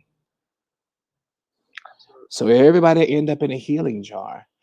So by the time you leave, all the people, um, I almost feel like this is the way, like it's this divine plan. Before you leave, healing people as be people before you go. It's almost like God and the angels are kind of making you do it. Like, okay, Yeah. you have this gift. I'm going to have you heal everybody before you go. So when you leave, you're going to leave this place a better place than you found it. Absolutely. Because these people are your family too. So that would make Yeah. sense. And you're leaving them, you're not going to leave them in a lurch. You want to do anyway. You weren't going to do that anyway. But so leaving these people as you leave them, leaving them in a healed space, that would make, so a lot of time God does that all the time. But he does that in a way. He's like, oh, do I have to do that? Yes, you do. Yeah. Oh, Sometimes they force your hand. yeah, they'll force your hand because that's the only way to go about getting what you need. Right. So And it's they'll force your hand to do it. and it's a way of getting me to do work, Yeah. as well. Getting my Hmm. hands I don't want to say dirty, but Hmm. wet. I don't Yeah, know. getting your hands wet, getting you acclimated with your own magic, and getting you familiar with what this magic can do. Absolutely. Yeah. And I was thinking like for their jar, should I put like a I ordered the self heal herb. Yes, absolutely. Put that in there. Yes, absolutely. Okay. So maybe that's why I ordered that one.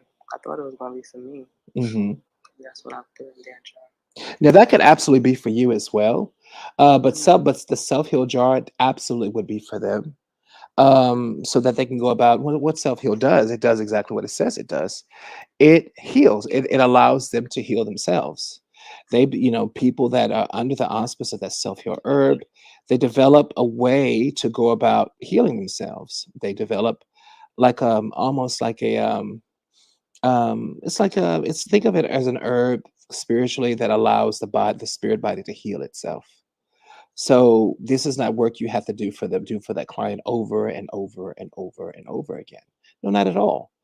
It allows for the person to heal themselves. It allows the person to learn about themselves.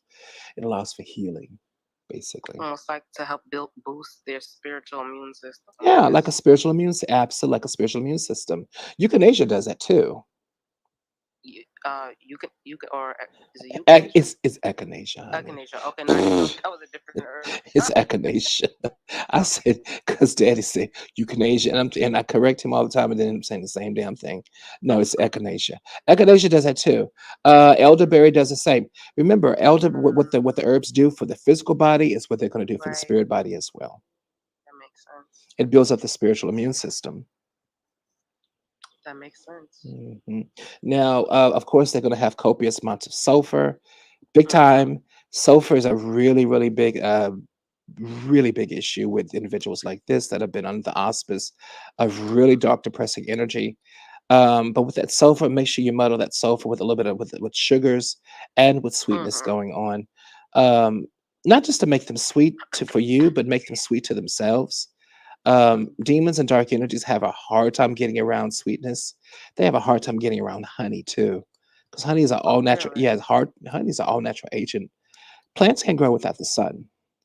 Really? Think of honey as liquid sun, and Mm-hmm. demons they hate sunlight. They can't stand it. They'd much rather be in darkness. That makes sense. And what about Saint John's wort? Because from what I understand, Saint John's wort is a herb of the sun. It's a Mhm. sun herb. St. John wort Like, is, but Solomon seal is more son of the herbs. It's seal of Jupiter. I think St. John's mm, wort can be a seal of Jupiter. I think it's a seal of Mars, but I also think it's a seal of Jupiter as well. It could be two ply. Um, but I know Solomon seal is definitely a son of Jupiter or a seal of the sun itself, and it helps so well. Um, mm, so make sure you add a little Solomon seal along with the sulfur. Solomon seal just goes about holding space for everybody of low vibration. It really gets them, it also gives them the power to get themselves out of that situation and the power to think for themselves. okay. Because that's what you want with clients. You don't want to have them, most good spirit workers do not want to have people dependent on them. Our dream as clients, at least the good ones, is to have a person that that doesn't come back once a week, but has somebody come back every once in a while. Because you do good. Because if you're doing really great work, God is going to place those clients. Because you have a good wherewithal of concerning clients. You have a good wherewithal concerning clients. But you don't want to have a client come back once a week because that means you're not doing it.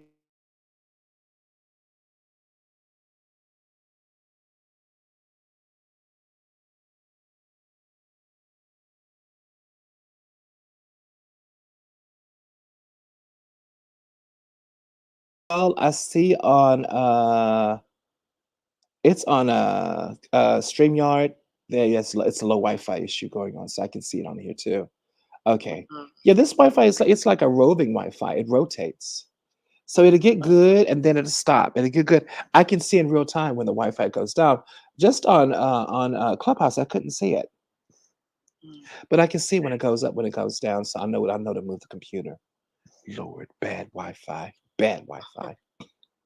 mm. But definitely. So the best thing to do, of course, is you now have your work cut out for you. They're simple jars that they're really easy things to do. You just got to make the time for them. They're not Right, difficult to do, and then just watch the reaction around you. right. That Hmm. part. Yeah, that That part. they're not difficult to do at all. But you have that power, yeah, that scope. So just utilize it now. Definitely. I'm sitting up here cutting crow feathers. because I want to create my busha. And well, another little conjure to help me with my conjure spirits, just to help me mitigate space. And I'm always finding creative ways to help me mitigate space, not just for myself, but for everyone. They like y'all too. Um, but just go about thinking just creative ways of dealing with problems. That away. And I say that because we're problem solvers. And most good conjurers won't, they won't let anything defeat you. They're, as long as there's roots growing out of the ground, there's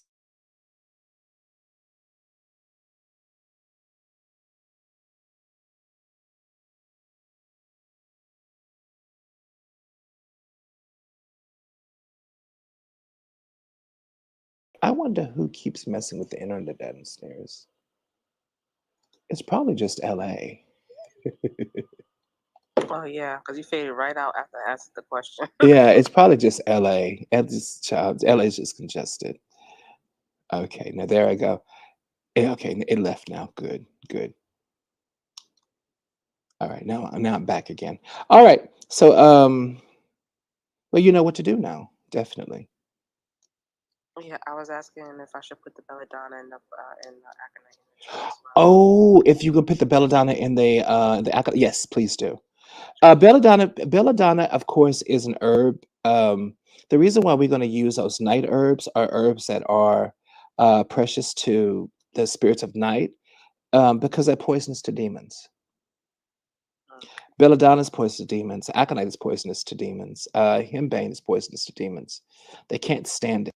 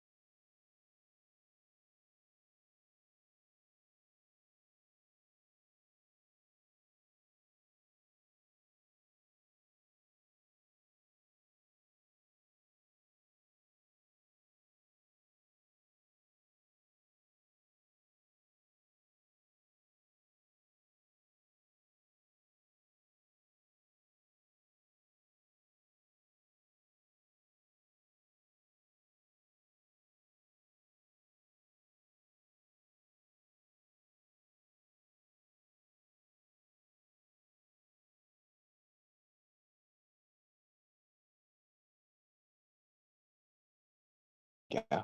Hi, Melissa. Now I'm going to get back on Clubhouse. I got knocked off for some strange reason. Nothing strange about it. Hold on, and I'll be right back. Right there. Okay, there we go. There's a room that's there. It's just the Wi-Fi. I wonder if Wi-Fi. I wonder if the data systems have anything to do with the phone systems have anything to do with the data systems. I don't know, hon. I think that all the time because Wi-Fi always starts acting up once my phone starts acting up. Yeah, it's slow now. I should have signed that a long time ago. Hold on.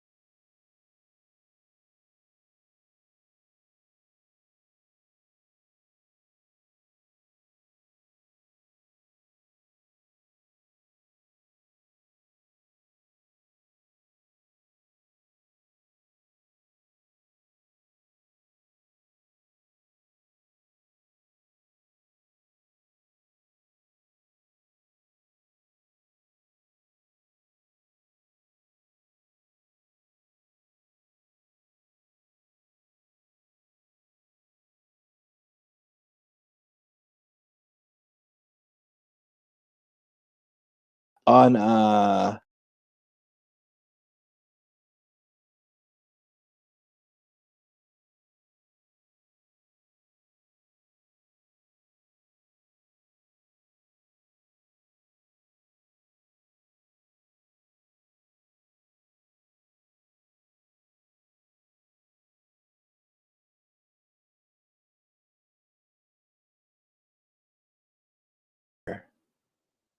so you can hear me. Okay, there we go. Fine. How the hell that happened? No, so back on the stream, y'all. Hey, Melissa, what's going on, honey? How are you doing? Now hold on, add Melissa to stage. All right, Clubhouse, what's going on, everybody? Can't unmute guests if they don't want to unmute themselves. Hi, Melissa. Melissa, you have to unmute yourself, honey. Hi. Ha! Hi. How are you? I just came over here because you were cutting out on Clubhouse. Oh, thank you, honey. Oh, so listen, that is a good selection then. If I'm cutting out on Clubhouse, then y'all can come on over here then. That's what I do. Okay, well, thank you so much, honey. I appreciate it. So how are you doing? What's going on with you? I'm good. I'm good. I was just making some food. I don't want to, because you were speaking with Sister Asha with her jar and stuff, so I don't want to interrupt with that. But I do appreciate you sharing your time and knowledge. Oh, thank you, honey. I think the situation earlier was one of the more severe cases. It's so rare for me to get as exasperated with folks because I just have, I don't know, I just have I'm pretty patient with folks. You have a lot of patience. I wish I had your grace and patience. I really do. But sometimes it just gets to the point where, like, what are you thinking about? And I don't like it. It just always, it's just one of those situations where you have to hold space for yourself. And I'm just not gonna put up with it no more. So no, it's one of those situations, definitely. But usually no. My patience is pretty extreme. My dad says, my grandfather says something's wrong with me. I don't think so. I think something's wrong with him. He needs to be a little bit more patient. Like, Dad, you need to be patient. But you can't tell a 93-year-old man that. Oh wow. Because he'll look at you funny, and then why are you talking to me like that? I'm your daddy. You're a big daddy. So I stay in my place because you don't talk back to elders. And I remind myself that this man has the power to turn me to a frog. At least that's what I think. And listen, I don't pay attention to him. Daddy gonna do what Daddy gonna do. Even now, we just look at him. Well, you all fussing again. Well, that's your husband too. So you married? No, I'm just playing. But no, definitely no. It's just yeah. Let Daddy do what Daddy gonna do. So how you doing, honey? Now I know one thing. I want to put snake skin on here, but I don't even want to use regular skin. But I did that last time. It didn't work. So what can I do you for? What you doing? I was coming in to listen, to be honest. There's no way to come into StreamYard without listening, without putting yourself, or I haven't figured it out yet. I'm still learning. Oh, I put you on the stage. You can go up. You can be down at the very bottom all the time. But I put y'all on stage because it's just to see y'all happy little faces. Hey, Sister Sade, Sister Natty, Sister Melissa, Sister Sylvia, Sister Carolyn, Sister Asha. Sister Asha's left. I think she left to go to the store. Hi, honey. They're on Club Deck. And hold on, we still I'm streaming. not Melissa. No. Oh. Yeah. No, Sister Melissa McCacken. You're still there still there on Club Deck or Clubhouse. Yeah, because sometimes I use it to text because I find it faster. Sometimes I'll go in the chat, and that's where everybody else seems to be chatting. So sometimes I keep it open. So how are you doing? What you doing? What's going on with you? I'm good. Since I'm here, I had a dream that's not bothering me, but it stayed with me. And all it was, I never had one like it before. It was just a dream. A woman was prattling on, I shouldn't say that, was chatting with me. I wish I could remember what she was saying. And all of a sudden, when you're in that state between almost falling back asleep. Like I might have Hmm. rolled over or something. Hmm. But she was chatting and then she just got terrified or just upset because either she knew I was waking and she screamed so loud that it actually probably encouraged me to wake up even more. And I woke up and Hmm. it went to this high pitch ring and I woke up with a ring in my ear. Who was that? Who was it though? I don't know. Was it a person you know? Mm-mm. Okay. Sometimes spirits will become. This is what I feel it is psychically, and it's kind of strange that this would happen. But if this is, I've heard of it happening before. Spirits have different ways of reacting to the frustration of losing scope with you, or Mm, losing line of communication with you. Some will yell, some would prance, some would they'll prance. They'll go about using obscenities, especially if it's my great granddaddy. But they know that the communication that they have with you in those precious moments will be lost, and then you'll be back to just the waking hours. So they want to maintain that line of communication. So sometimes this can frustrate them. And what happens is that this feels like this is a sense of frustration. Like she's like, okay, she's waking, we're having a great conversation or a great vibe, and I'm not going to be able to continue this. So it's more of a visceral outpour of frustration and or because it's not a misnomer like something's going to happen or an yeah. omen or anything like that. This was just pure frustration. That's what it feels like.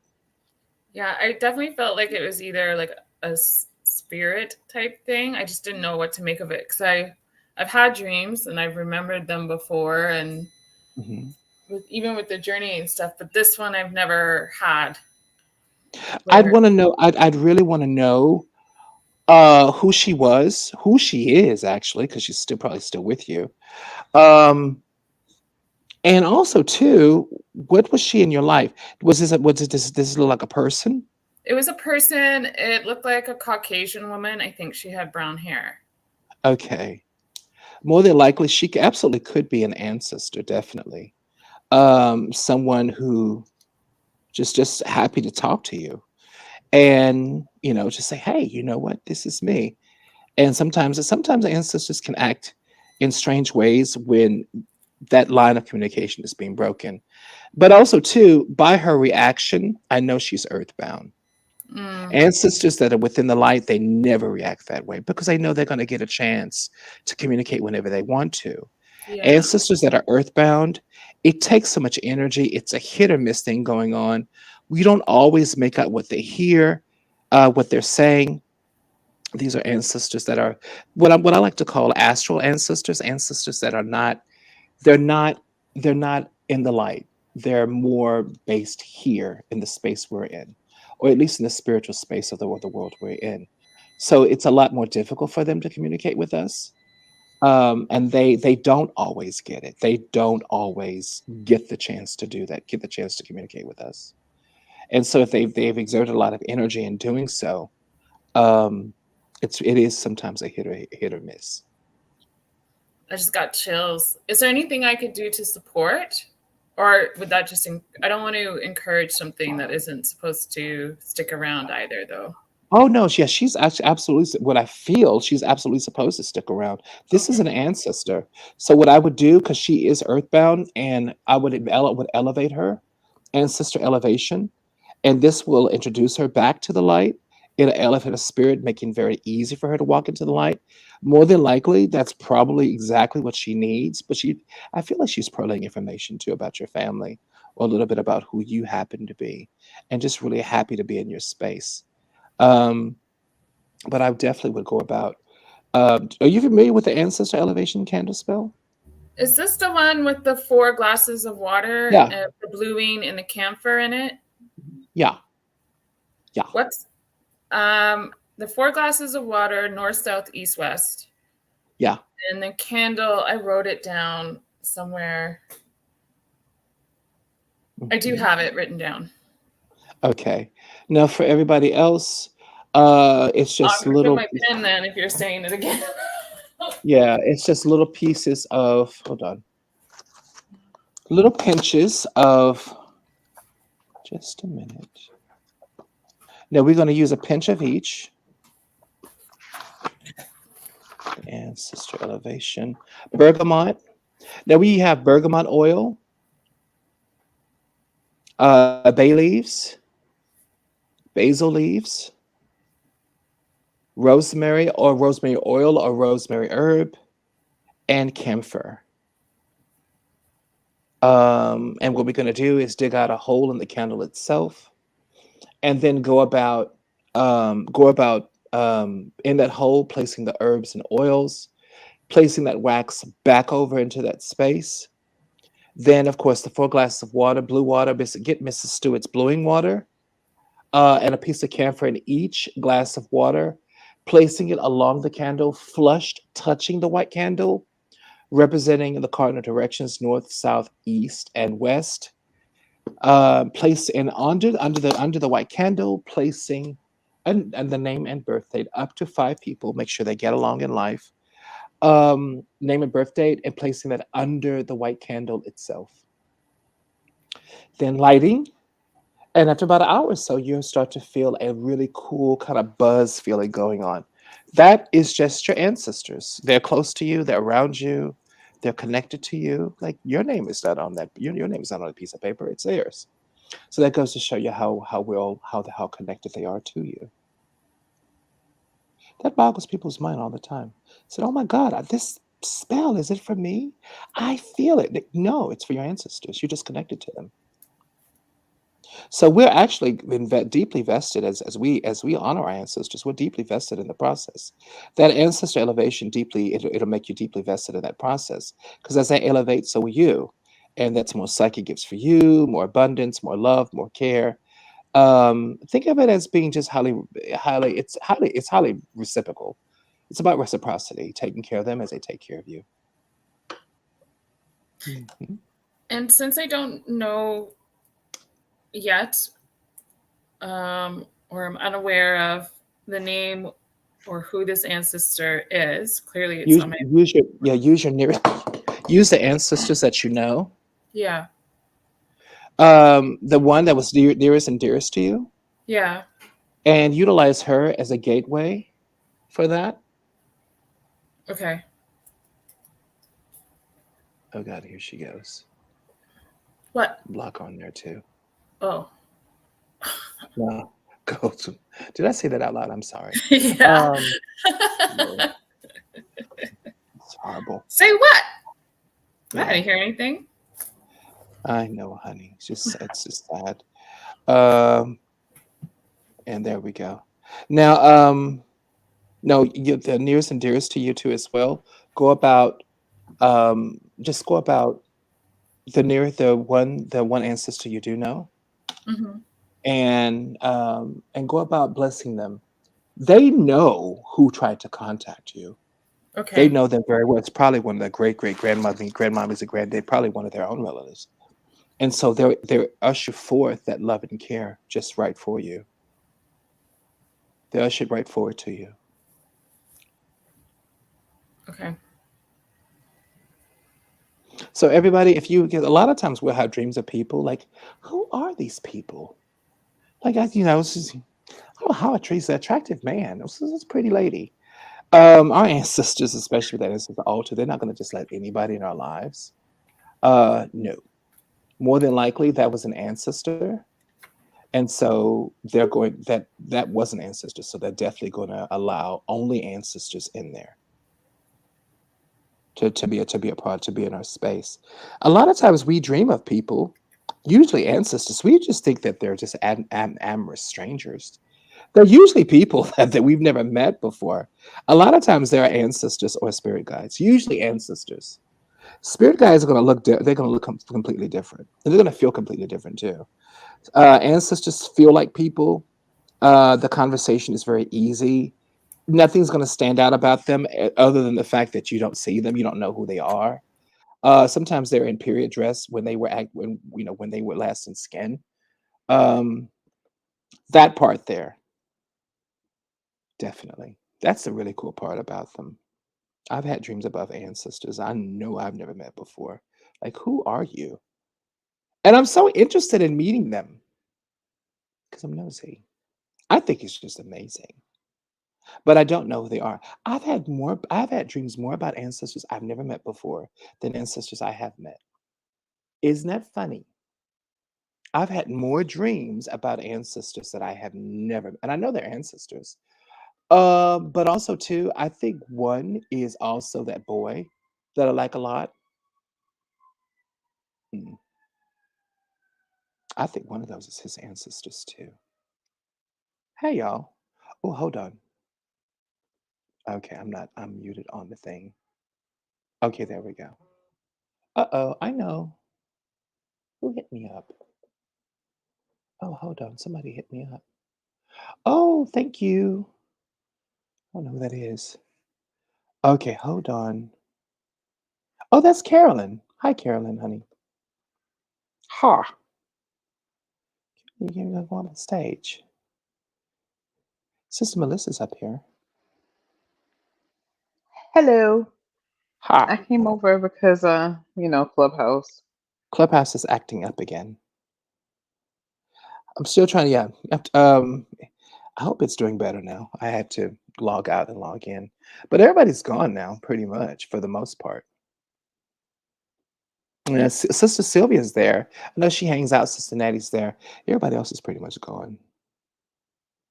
So how are you doing, Sister Carolyn? What's going on? I'm good and I feel much better. Thank you. Mm-hmm. Your listen, your wife's ex is gonna run you ragged. Hopefully she won't. Just listen, just that lady, bless her heart. That's the best you can do. It's like, listen, go get you a life. Leave me alone. Leave my family alone. The best thing to do, of course, is just you know, things like this have a tendency to solve themselves, especially if she has nefarious means. Hopefully, it'll solve itself. It always does, especially with the help of ancestors. It always solves the situation to solve its own. It'll take care of itself. Does that make any sense, honey? I didn't realize I was muted. Yeah, it makes sense for sure. Mhm. And I'm I- sorry. I do so apologize. You're going through that, though. It is incredibly frustrating. it is. It's interesting because I thought that we were past this, you know? So Mhm. I guess that's another reason why it makes it frustrating, but it's okay. Clearly there were lessons that didn't get learned. So But why does this continue to be a problem, though? yeah, exactly. That's what I'm saying. Um, so my conversation is like, um, you need to do something about it, and allegedly it's going to happen. So I have to kind of sit and see what happens. Like if Yeah, there's grin and actions. yeah, grin and bear it. Yeah. Yeah, But if nothing happens, then that's another conversation as well, which yeah. I don't want to. Excuse me. Maybe I wasn't meant to say that, but anyway. Oh well, you Um, don't want to have the conversation. I'm exactly with you. I hate having tough conversations with Grady, but there's sometimes you have to only because your sanity is involved. right. Like if you listen, either you have a conversation about this lady, I'm gonna put her in a jar and fuck up her whole entire life.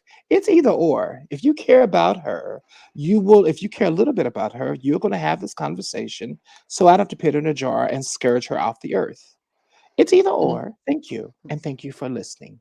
So, right. no, it's one of those because it's literally, this is too much. This is too Yeah. much. It's just way too much. And it's not fair, honey. It's simply not fair. It's It's not fair. So, with your wife going on, I totally understand. She feels like the type that doesn't like having those tough conversations. correct. I am one of those type that doesn't like having those tough conversations. I am such a non-confrontational person. I know. Don't bet your eye. Don't stop looking like that. I am. I'm not a confrontational person. I'm not a confrontational person at all. I don't like it, but I will do it Mhm. if I have to. Right. I absolutely will. And she's going to have to learn how to be confrontational. I've been there before. It's tough. It's really rough. But this is something she's going to have to become comfortable doing because this is affecting your quality of life, especially you being a big part of the family. So, yeah, this is going to have to happen. She's like, "Oh, I was trying to be nice. I thought that she would get the hint." And I was like, "Well, clearly that is not working." She has So, not gotten a hint at all. right, you And the have to and the say fact it. yeah, and the fact that she hasn't said it, she's gonna use it as an excuse. Well, maybe she wants me there. No, she's being kind. She does not Right. want me there. Yeah. I feel like I'm not sure. So, like months ago, when the conversations first started coming up, I didn't care. I didn't Mhm, care. I was like, whatever, if she comes, whatever. Like, I don't care. I don't know why I care now. Like, I'm not sure why, mhm. it's become a thing. It's probably But become a thing because there's some type of psychic barrier that she's crossed over into. More than likely, you were in a safe space. The safe space that you're in now, also too, probably when you didn't care, it wasn't so too close. With the date was pretty far off. Now she's within your psychic space, and this is clearly someone you don't want around you, yeah, nor yeah, your that's family, nor your family. So you wouldn't care because it's so far off. But now that she's in that space, like, okay, now the crap has hit the fan now. hmm yeah. So I can understand that definitely. And the fact that she feels entitled enough to have the nerve to say, "Oh, well, you guys have to, I need you to find me basically all her arrangements. I need a flight. I need a place to stay. I need a ride." No, figure it out yourself. You're an adult. Use Google. Hmm. So, yeah. That's very strange. Okay. Hmm. I'm like, you need a ride, just ride in on your broom. That's what you need to do. Excuse me. Right. Yeah, Hmm. so just ride in on your broom and and as far as getting there, appear in a puff of smoke like the demon you are. And then Hmm. leave like the demon you are. So there we go. Problem solved. So Yeah. it's just I would just make things so much worse than what they are. I don't like you how you talk to me, and I don't like your face. So Oh, go oh yeah. She said that. She has said that before. How could you let her talk to me like that? I'm like, easy. how, right, I do it. exactly. I do it I just again. did. No, so definitely. In all seriousness, this is just it's not comfortable for me, and I can feel how uncomfortable it is for you. Yeah, this has to leave. This has to go away. And I know, honey. But what the best thing that you can do in this situation is go about and speaking your mind and making sure that you're clearly understood and making sure your wife speaks her mind and making sure she's clearly understood. And this time, if the person goes against the grain, they're doing so with contempt. Now, however you react outside of that scope, she clearly deserves it. Can't do anything now, only because it wasn't really impressed into her. That's one of the reasons why I love clear, concise communication, because however I react after that communication gives me full carte blanche to react the way I feel. There's no holding back. I can then, I can then express myself however I Right. want to express myself because I've already told that person, I don't want you here or such and such. Whatever the situation is, I've let myself be known. If you still want to go against the grain, then you're going to hear my mouth. I meant to ask you a question, Theo. So I have the lily on my ancestor altar, and I Mhm. was wondering if I could conjure, since it's a Oh family yeah. related thing anyway. Oh Okay. yeah. Oh yeah. I'm just kind of wondering why you hadn't did it. So I know you got a lily. Well, I didn't know if I could. I didn't know I could if I could use it since it was, on the altar. and I Hmm. forgot to ask you about it. See, it's the wickedness. I I completely know. forgot about that. Yeah, But yeah. You have a whole entire lily, and like was to Sister Asha too when she comes back. I have to let her know that there's tons of ways she can conjure around. She conjures all the time. Y'all spend such good money on those gree-grees, and like Sister Asha, she's done amazing conjure work. She can right, conjure on her family quite effectively in beautiful ways and watch the change in real time. We're gonna have to have that hmm, discussion later on tonight. yeah, okay. I wasn't like I said. I thought I wasn't sure if it was allowed since it's It if is. it was It absolutely is, ancestral. especially Okay. especially if they're causing problems. Of course, if ancestors are not partial to family as long as they're causing problems. What did Sister Sherry take out? Did she say hello? Hey, Sister Natty. They're not partial to that at all. They're causing problems. Now, ancestors are going to love on everybody, of course. But ancestors, at least mine do, they like to get in the middle of the mix when people are being problematic.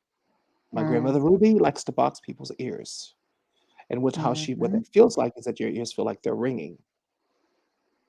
mm, I know what she's mm-hmm. doing. She only do that if I said something I shouldn't have said, or if I'm in a reading and I've just said something I shouldn't have said, or if I'm off, then I'll instantly feel it. I'm like, okay, that was not right. Okay, you can stop now.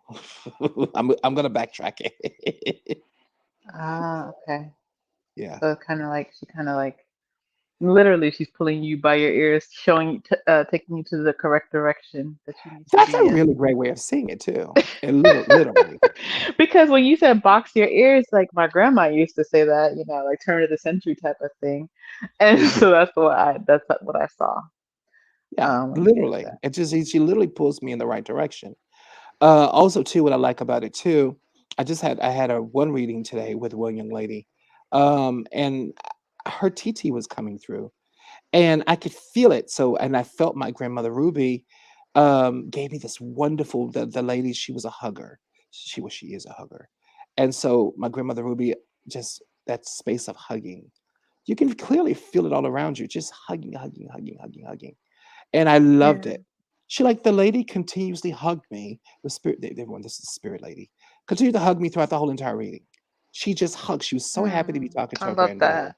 It's just so incredibly happy. So I kept getting chills the whole entire reading. I'm like, okay, you can stop now. Actually, don't stop. Yeah. This is amazing. Like, so this is so cool. Um, but this hugging, there's one of the few chances where you feel that constant supply of just that chill. There's a sweet, warm chill too. So I knew it was a hug. She's a hugger. In fact, talking about her now, here she comes. So listen, I dropped my Mhm. conjure. So listen, um, she's not supposed to be here. Her grandmother's. Oh, well. She came back to see about you. Sometimes, yeah, sometimes they do that. It is sweet, very, very sweet. Now, mm, they know. They know that she's problematic. I'm surprised they haven't Um, gotten involved, invested, and really invested. this is not related to that situation, but I've told you a few times about how I've seen like um visions of like the women in white and they're doing some kind of spiritual ceremony and Yeah, like, one person. Yeah, those are so older. my Those are older ancestors. Very, very older. yes. So I talked to my aunt, I don't know, a few days ago, and she was telling me about the property that is in Guyana, and like they finally Mhm. got the tenants off of the property, Yeah, and she sent me the video of they're like rejoicing. of how well they, of course these people like destroyed the place, of course, but they're Mm, off the property and after that, like I went to go mm, shower and I saw this yeah, white, like this lady, dark skinned lady, like chocolate dark, but like that mm, smooth, like pretty chocolate.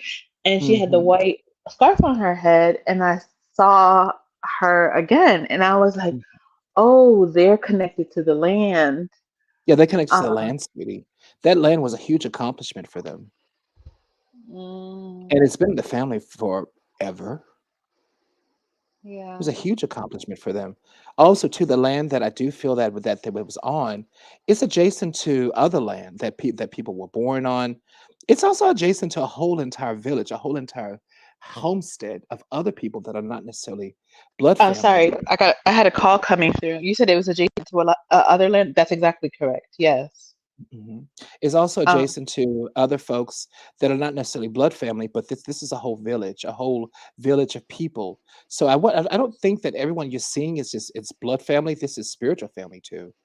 So like this is a village going on. So it's not just land. This is a community of people, community of women that are still rejoicing in real time, in spirit, of getting back what they worked so hard to upkeep, what they work so hard to keep, what they work so hard to bless. This is a major celebration too, because it's not just family; it's a community. So I guess this is a spiritual community. Then it's a spiritual community. Yeah, that makes sense because like the village, it was very like that kind of like tight knit. Like the Very very old extremely tight fashioned knit. village. Uh Yeah, huh. extremely tight knit. Yeah, very much so. So you're not only seeing your ancestors, but you're seeing your ancestors' friends, your ancestors, women that they brought into the world. They're all in the spirit world now. But this for them is family. They see family completely different than the way we see family. Though Hmm. they're not blood family, they're still just as valid as family. So they will accept them as family and expect for you to do the same too. But Carolyn doesn't know these women though. Well, you will. So And it's interesting because I always see them when I'm in the bath or shower. Like I always see them when Mhm, I'm in water. mhm. Um. So it's interesting that that gets activated Yeah, at that time. it's baptismal. It's the water of being a doula. Water. The water is it brings life. It gives life. It blesses life. Um, but then also too you have to understand in that part of the world in old age times most rituals were held by the water. It's most coming of age rituals were held by the water. Most blessings were held by the water. Baptisms were held by the water for those that became Christian, for those that maintain a sense of indigenous spirituality, spiritual practices. The water was important for that reason too. Water is life in age-old world. Water was life in our ancient for our ancient ancestors. We did everything with it. We blessed with it. We cooked with it. We gave birth in it. It was everything. It was our everything. Yeah. Sometimes we even died in it. They would take an elder to the river, and they knew she was close to passing, and they would place her in the cool waters with everyone surrounding her in white, and she would ease on. She would ease on into the spirit world, and just with all her loved ones surrounding her, and she's in that water, and we would just hold her dearly, hold her to us in the water as she walks on into the world, and let that water bless her union and back into spirit. So that's an old tradition of taking some of the spiritual elders. These are some of my most powerful spiritual matriarchs, taking them to the shores of the waters that once gave birth to all of us, and releasing their spirit, not their bodies, but releasing their spirits back into the water of where we came. Mm, Mhm. that's really interesting. Yeah. My aunt also reminded me that, so, these people did some really wicked things so they could stay, because as long as I can remember, they've been tenants in on the property. Yes, And so they apparently did. the They woman, absolutely did. They absolutely did. she did a lot of obia on like my grandmother, my mother, my aunt, Yes. to hmm and my Yes. aunt reminded me that some years back, she went there, she went on the property, and by the time she came back to the United States, she couldn't walk. Oh, Um, I was gonna just gonna say, they fought back big time. I mean, yeah, like, they did go. I'm sure that they have. I'm too young. I was too young to know exactly what all went on, but I know Hmm. that they did have to, of course, get like go to practitioners or whatever and have things done, and then like Oh you no, know, no. They did work on their own. oh Yeah, the elders, they did work on their own because they knew I what was see. going on. And the spiritual practitioners you're talking about going to, those are people in your family. That's blood family. Those are either cousins that knew what was going on, how to work, or these are people in the family itself. Now, sometimes they would go to. I do feel they would go to people that weren't necessarily in the family, people they trusted, but those people would know family members who did also practice as well. And I've just a few times, but the part of the people that I do know that did active work to heal the situation itself, these were part of your family, honey. Okay, yeah, that makes sense. That Yeah, does make sense. they knew what the hell they were doing. Child. Jealousy is a hell of a thing, I'm telling you. It is, and the thing about it is why.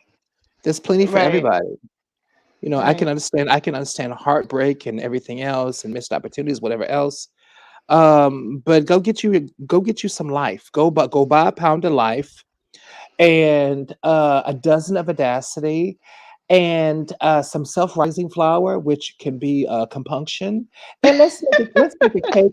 Yeah, and let's Yes. make a cake called "Get Out of My Business," Right. and have a whole big slice of it. Yeah. Pretty much hmm In that order. in that order. Just make a cake. Get out of my business, and don't come back. I don't want you.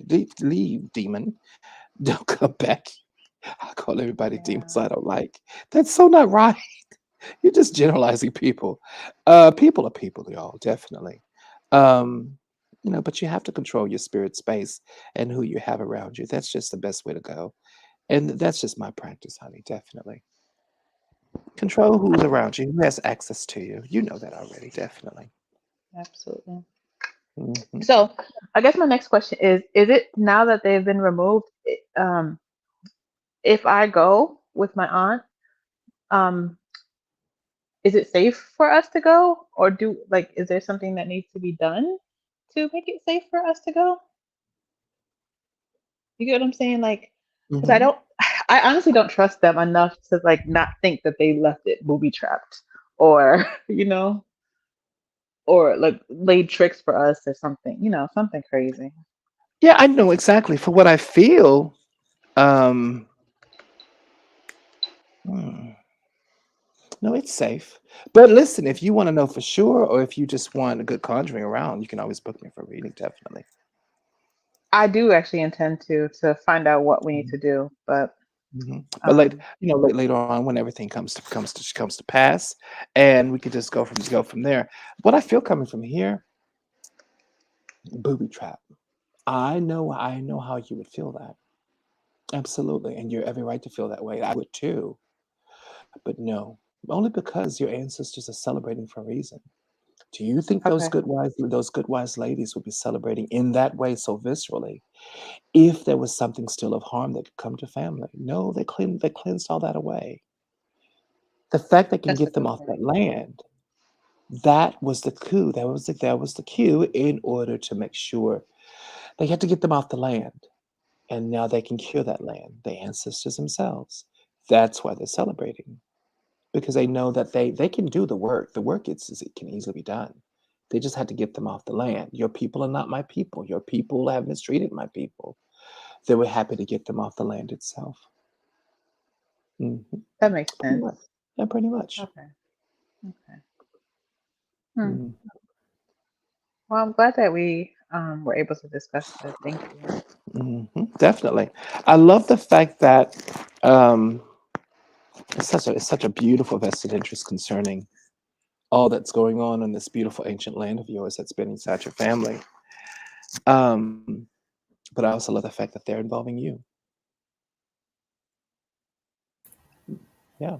Hey, hey, Michelle. I love that definitely. I don't mean to Hmm. interrupt. I just want to let you know you're not on Clubhouse. Oh, everybody's gone off club. They left me. Thank you, Melissa, honey. They left. They're gone. And we have one person watching on YouTube. Hi, one person. No, they're still Person. there. I see Otter and Natty. Oh, they're gone. Okay. Well, let That me are log back on. yeah. But Sorry. tell them I'm. Oh, thank you so much, honey. Tell them I'm gonna log back on. I haven't left them. I'm gonna log right back on. But this hold on. Oh, there we go. Child Club Deck is up to its scandals again. It's just so scandalous. Scandalous self. Look at Club Deck. Club Deck is just irritating. Maybe we should. Maybe that should be part of the title. Late night scandals, evening scandals with Theo. Evening scandals with Club Deck. Constantly. Constantly picking me off. And like a redheaded stepchild. Club Deck doesn't appreciate me. Well, hold on. Well, actually, that's Clubhouse. Hey, y'all. Hold on. Let me see if I can sign back in. Here we go. Oh, there goes somebody actually told me that I was gone. One of the sisters told me it's taking forever to log back in. Just tell them I'll be. Let me go tell them. Hold on. I'm on my way. Where did Theo go? I'm sorry. I didn't do anything. Oh, honey. Thank you so much, Melissa. And I appreciate you. Those Um, men, they have trouble keeping wives and girlfriends, probably because of all the attachments. exactly. Hold on. Anna's talking. Okay, now I'm mute Hello, myself. Theo. Good to see you back. Yeah, Theo. ha. Now I'm gonna unmute myself. And okay, there we go. I unmuted myself. That took forever. Hey, ladies, what you doing?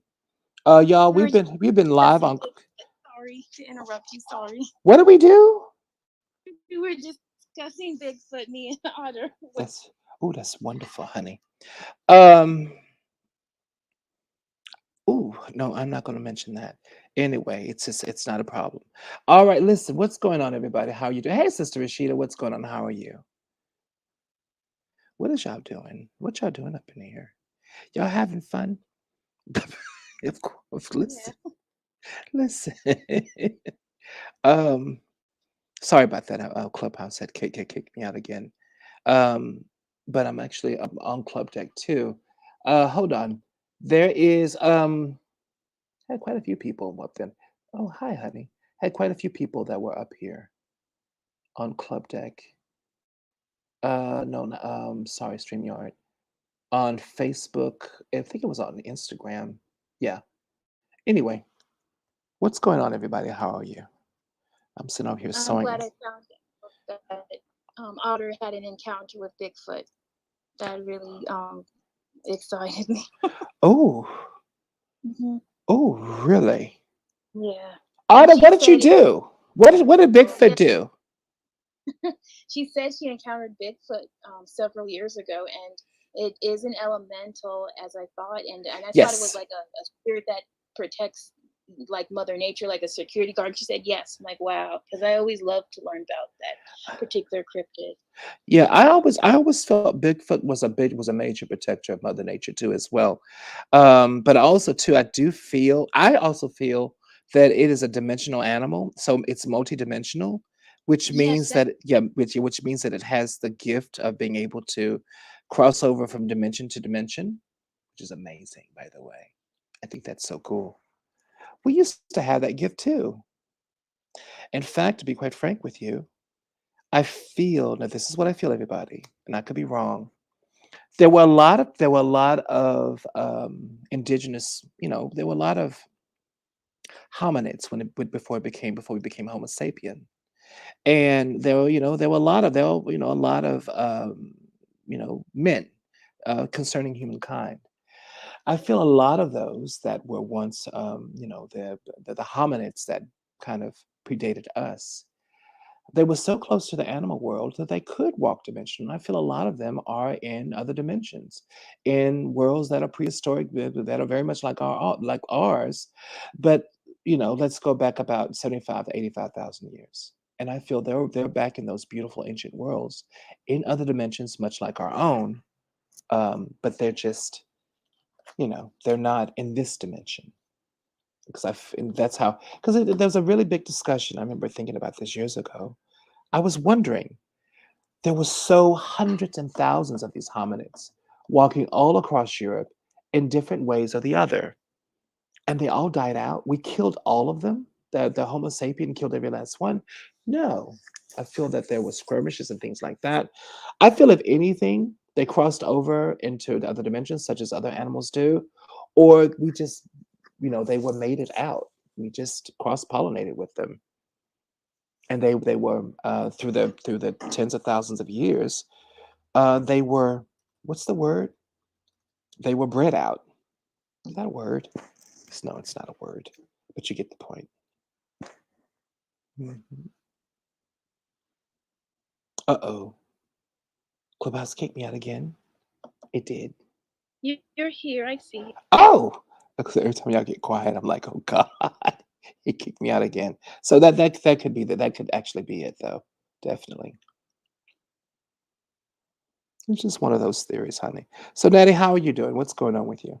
I'm doing good. I just wanted to give an update. Ha! In my mother's neighborhood, she lives in a townhouse. Mm-hmm. Someone's house caught on fire. It they had a propane tank in their house, and everything is burned. And I'm so glad the ancestors protected my mother's house. Mm-hmm. But are those people move out of there yet? No, this is here. She's still working on it, and I'm trying to get her to please do that spiritual thing with me with Eligua, and she's been so busy. But I'm on the task with it, and I'm on my ancestor altar. I did ask my ancestors about that again. So Mm-hmm. I was meditating on that this morning about that. Yeah. The one girl is still in my mother's my grandmother's house in Sierra Leone. So my mother is still in the process of working on that. So Mm-hmm. Mm-hmm. Okay, tell her to make sure that she gets Elegua involved, because that yes. he'll definitely help out, and Yes. make sure she's okay. Definitely. But I'm happy that her house here was protected because she showed me the pictures. Someone's house, it was all engulfed in flame. Mm-hmm. So I was wow. I'm just glad that the ancestors are around her to protect her home. Absolutely, definitely, honey. Absolutely, good. Very, very good. But as far as the home where the people are squatting, um, Yeah. that needs to be Yeah. taken care of. Trying to get her to nip it in the bud. Yeah. So I'm still working on that. Thank you, Theo. You're welcome, honey. Very, very welcome. All right, y'all. Listen, I've enjoyed myself. Thank y'all so much for your time. I'm going to get big on Patreon today. Lovely Patreon. And what I'm going to do is just start working on pages, get a lot of stuff done. Um, the project I'm working on now is a project we talked about yesterday, which is, of course, involving Rosa Jericho in spirit jars. So step by step, whole entire process, step by step. It's going to be a lot of fun, definitely. But you absolutely can use Rosa Jericho, dried, of course. Use Rosa Jericho like every other herb. But Rosa Jericho is not like every other herb. It is literally an herb that has one foot in spirit and one foot in the physical world. One foot in spirit when it's dry. It's clearly a part of the spirit world. But when it's wet, it's open, it comes to life. Now it has fully one foot in the physical world. So, taking advantage of that dichotomy really, really does beautiful things for your magic. Absolutely. So I thank y'all. Thank you for spending time with me. I really appreciate everybody. And yeah, be good. Definitely. Yeah, be good. Take care of yourself. Thank you so much. I'm probably going to be back on a little bit later so we can further discussion with. I still want to get to roots, especially old, no, not roots, but old oils. Creating conjure oils, but the old school biblical oils. There's two of them that's the Abramelin oil, as well as King Moses oil, King Solomon oil. But there are hundreds of other oils that we haven't really talked about, and I can't wait. It's going to be a lot of fun. So give a few old school, old world, oil recipes. These oil recipes can go about not just healing your spaces, but they can go around healing, doing healing with your clients, yourself. Or you could just wear them from day to day to make sure that you can go around the world, getting, around in this world without being bothered by real, quote, nasty, conky energies. This world is so full of just really weird mojo, but it's still pretty, still beautiful. So, y'all listen, be good, take care of yourself. Thank you so much for your time, everybody. Thank you again. I love you. And I'll be on later. Bye, everybody. Thanks again. All right. Thank you so much, StreamYard. Thank y'all, everybody, for being with me. I appreciate you. Bye bye, y'all.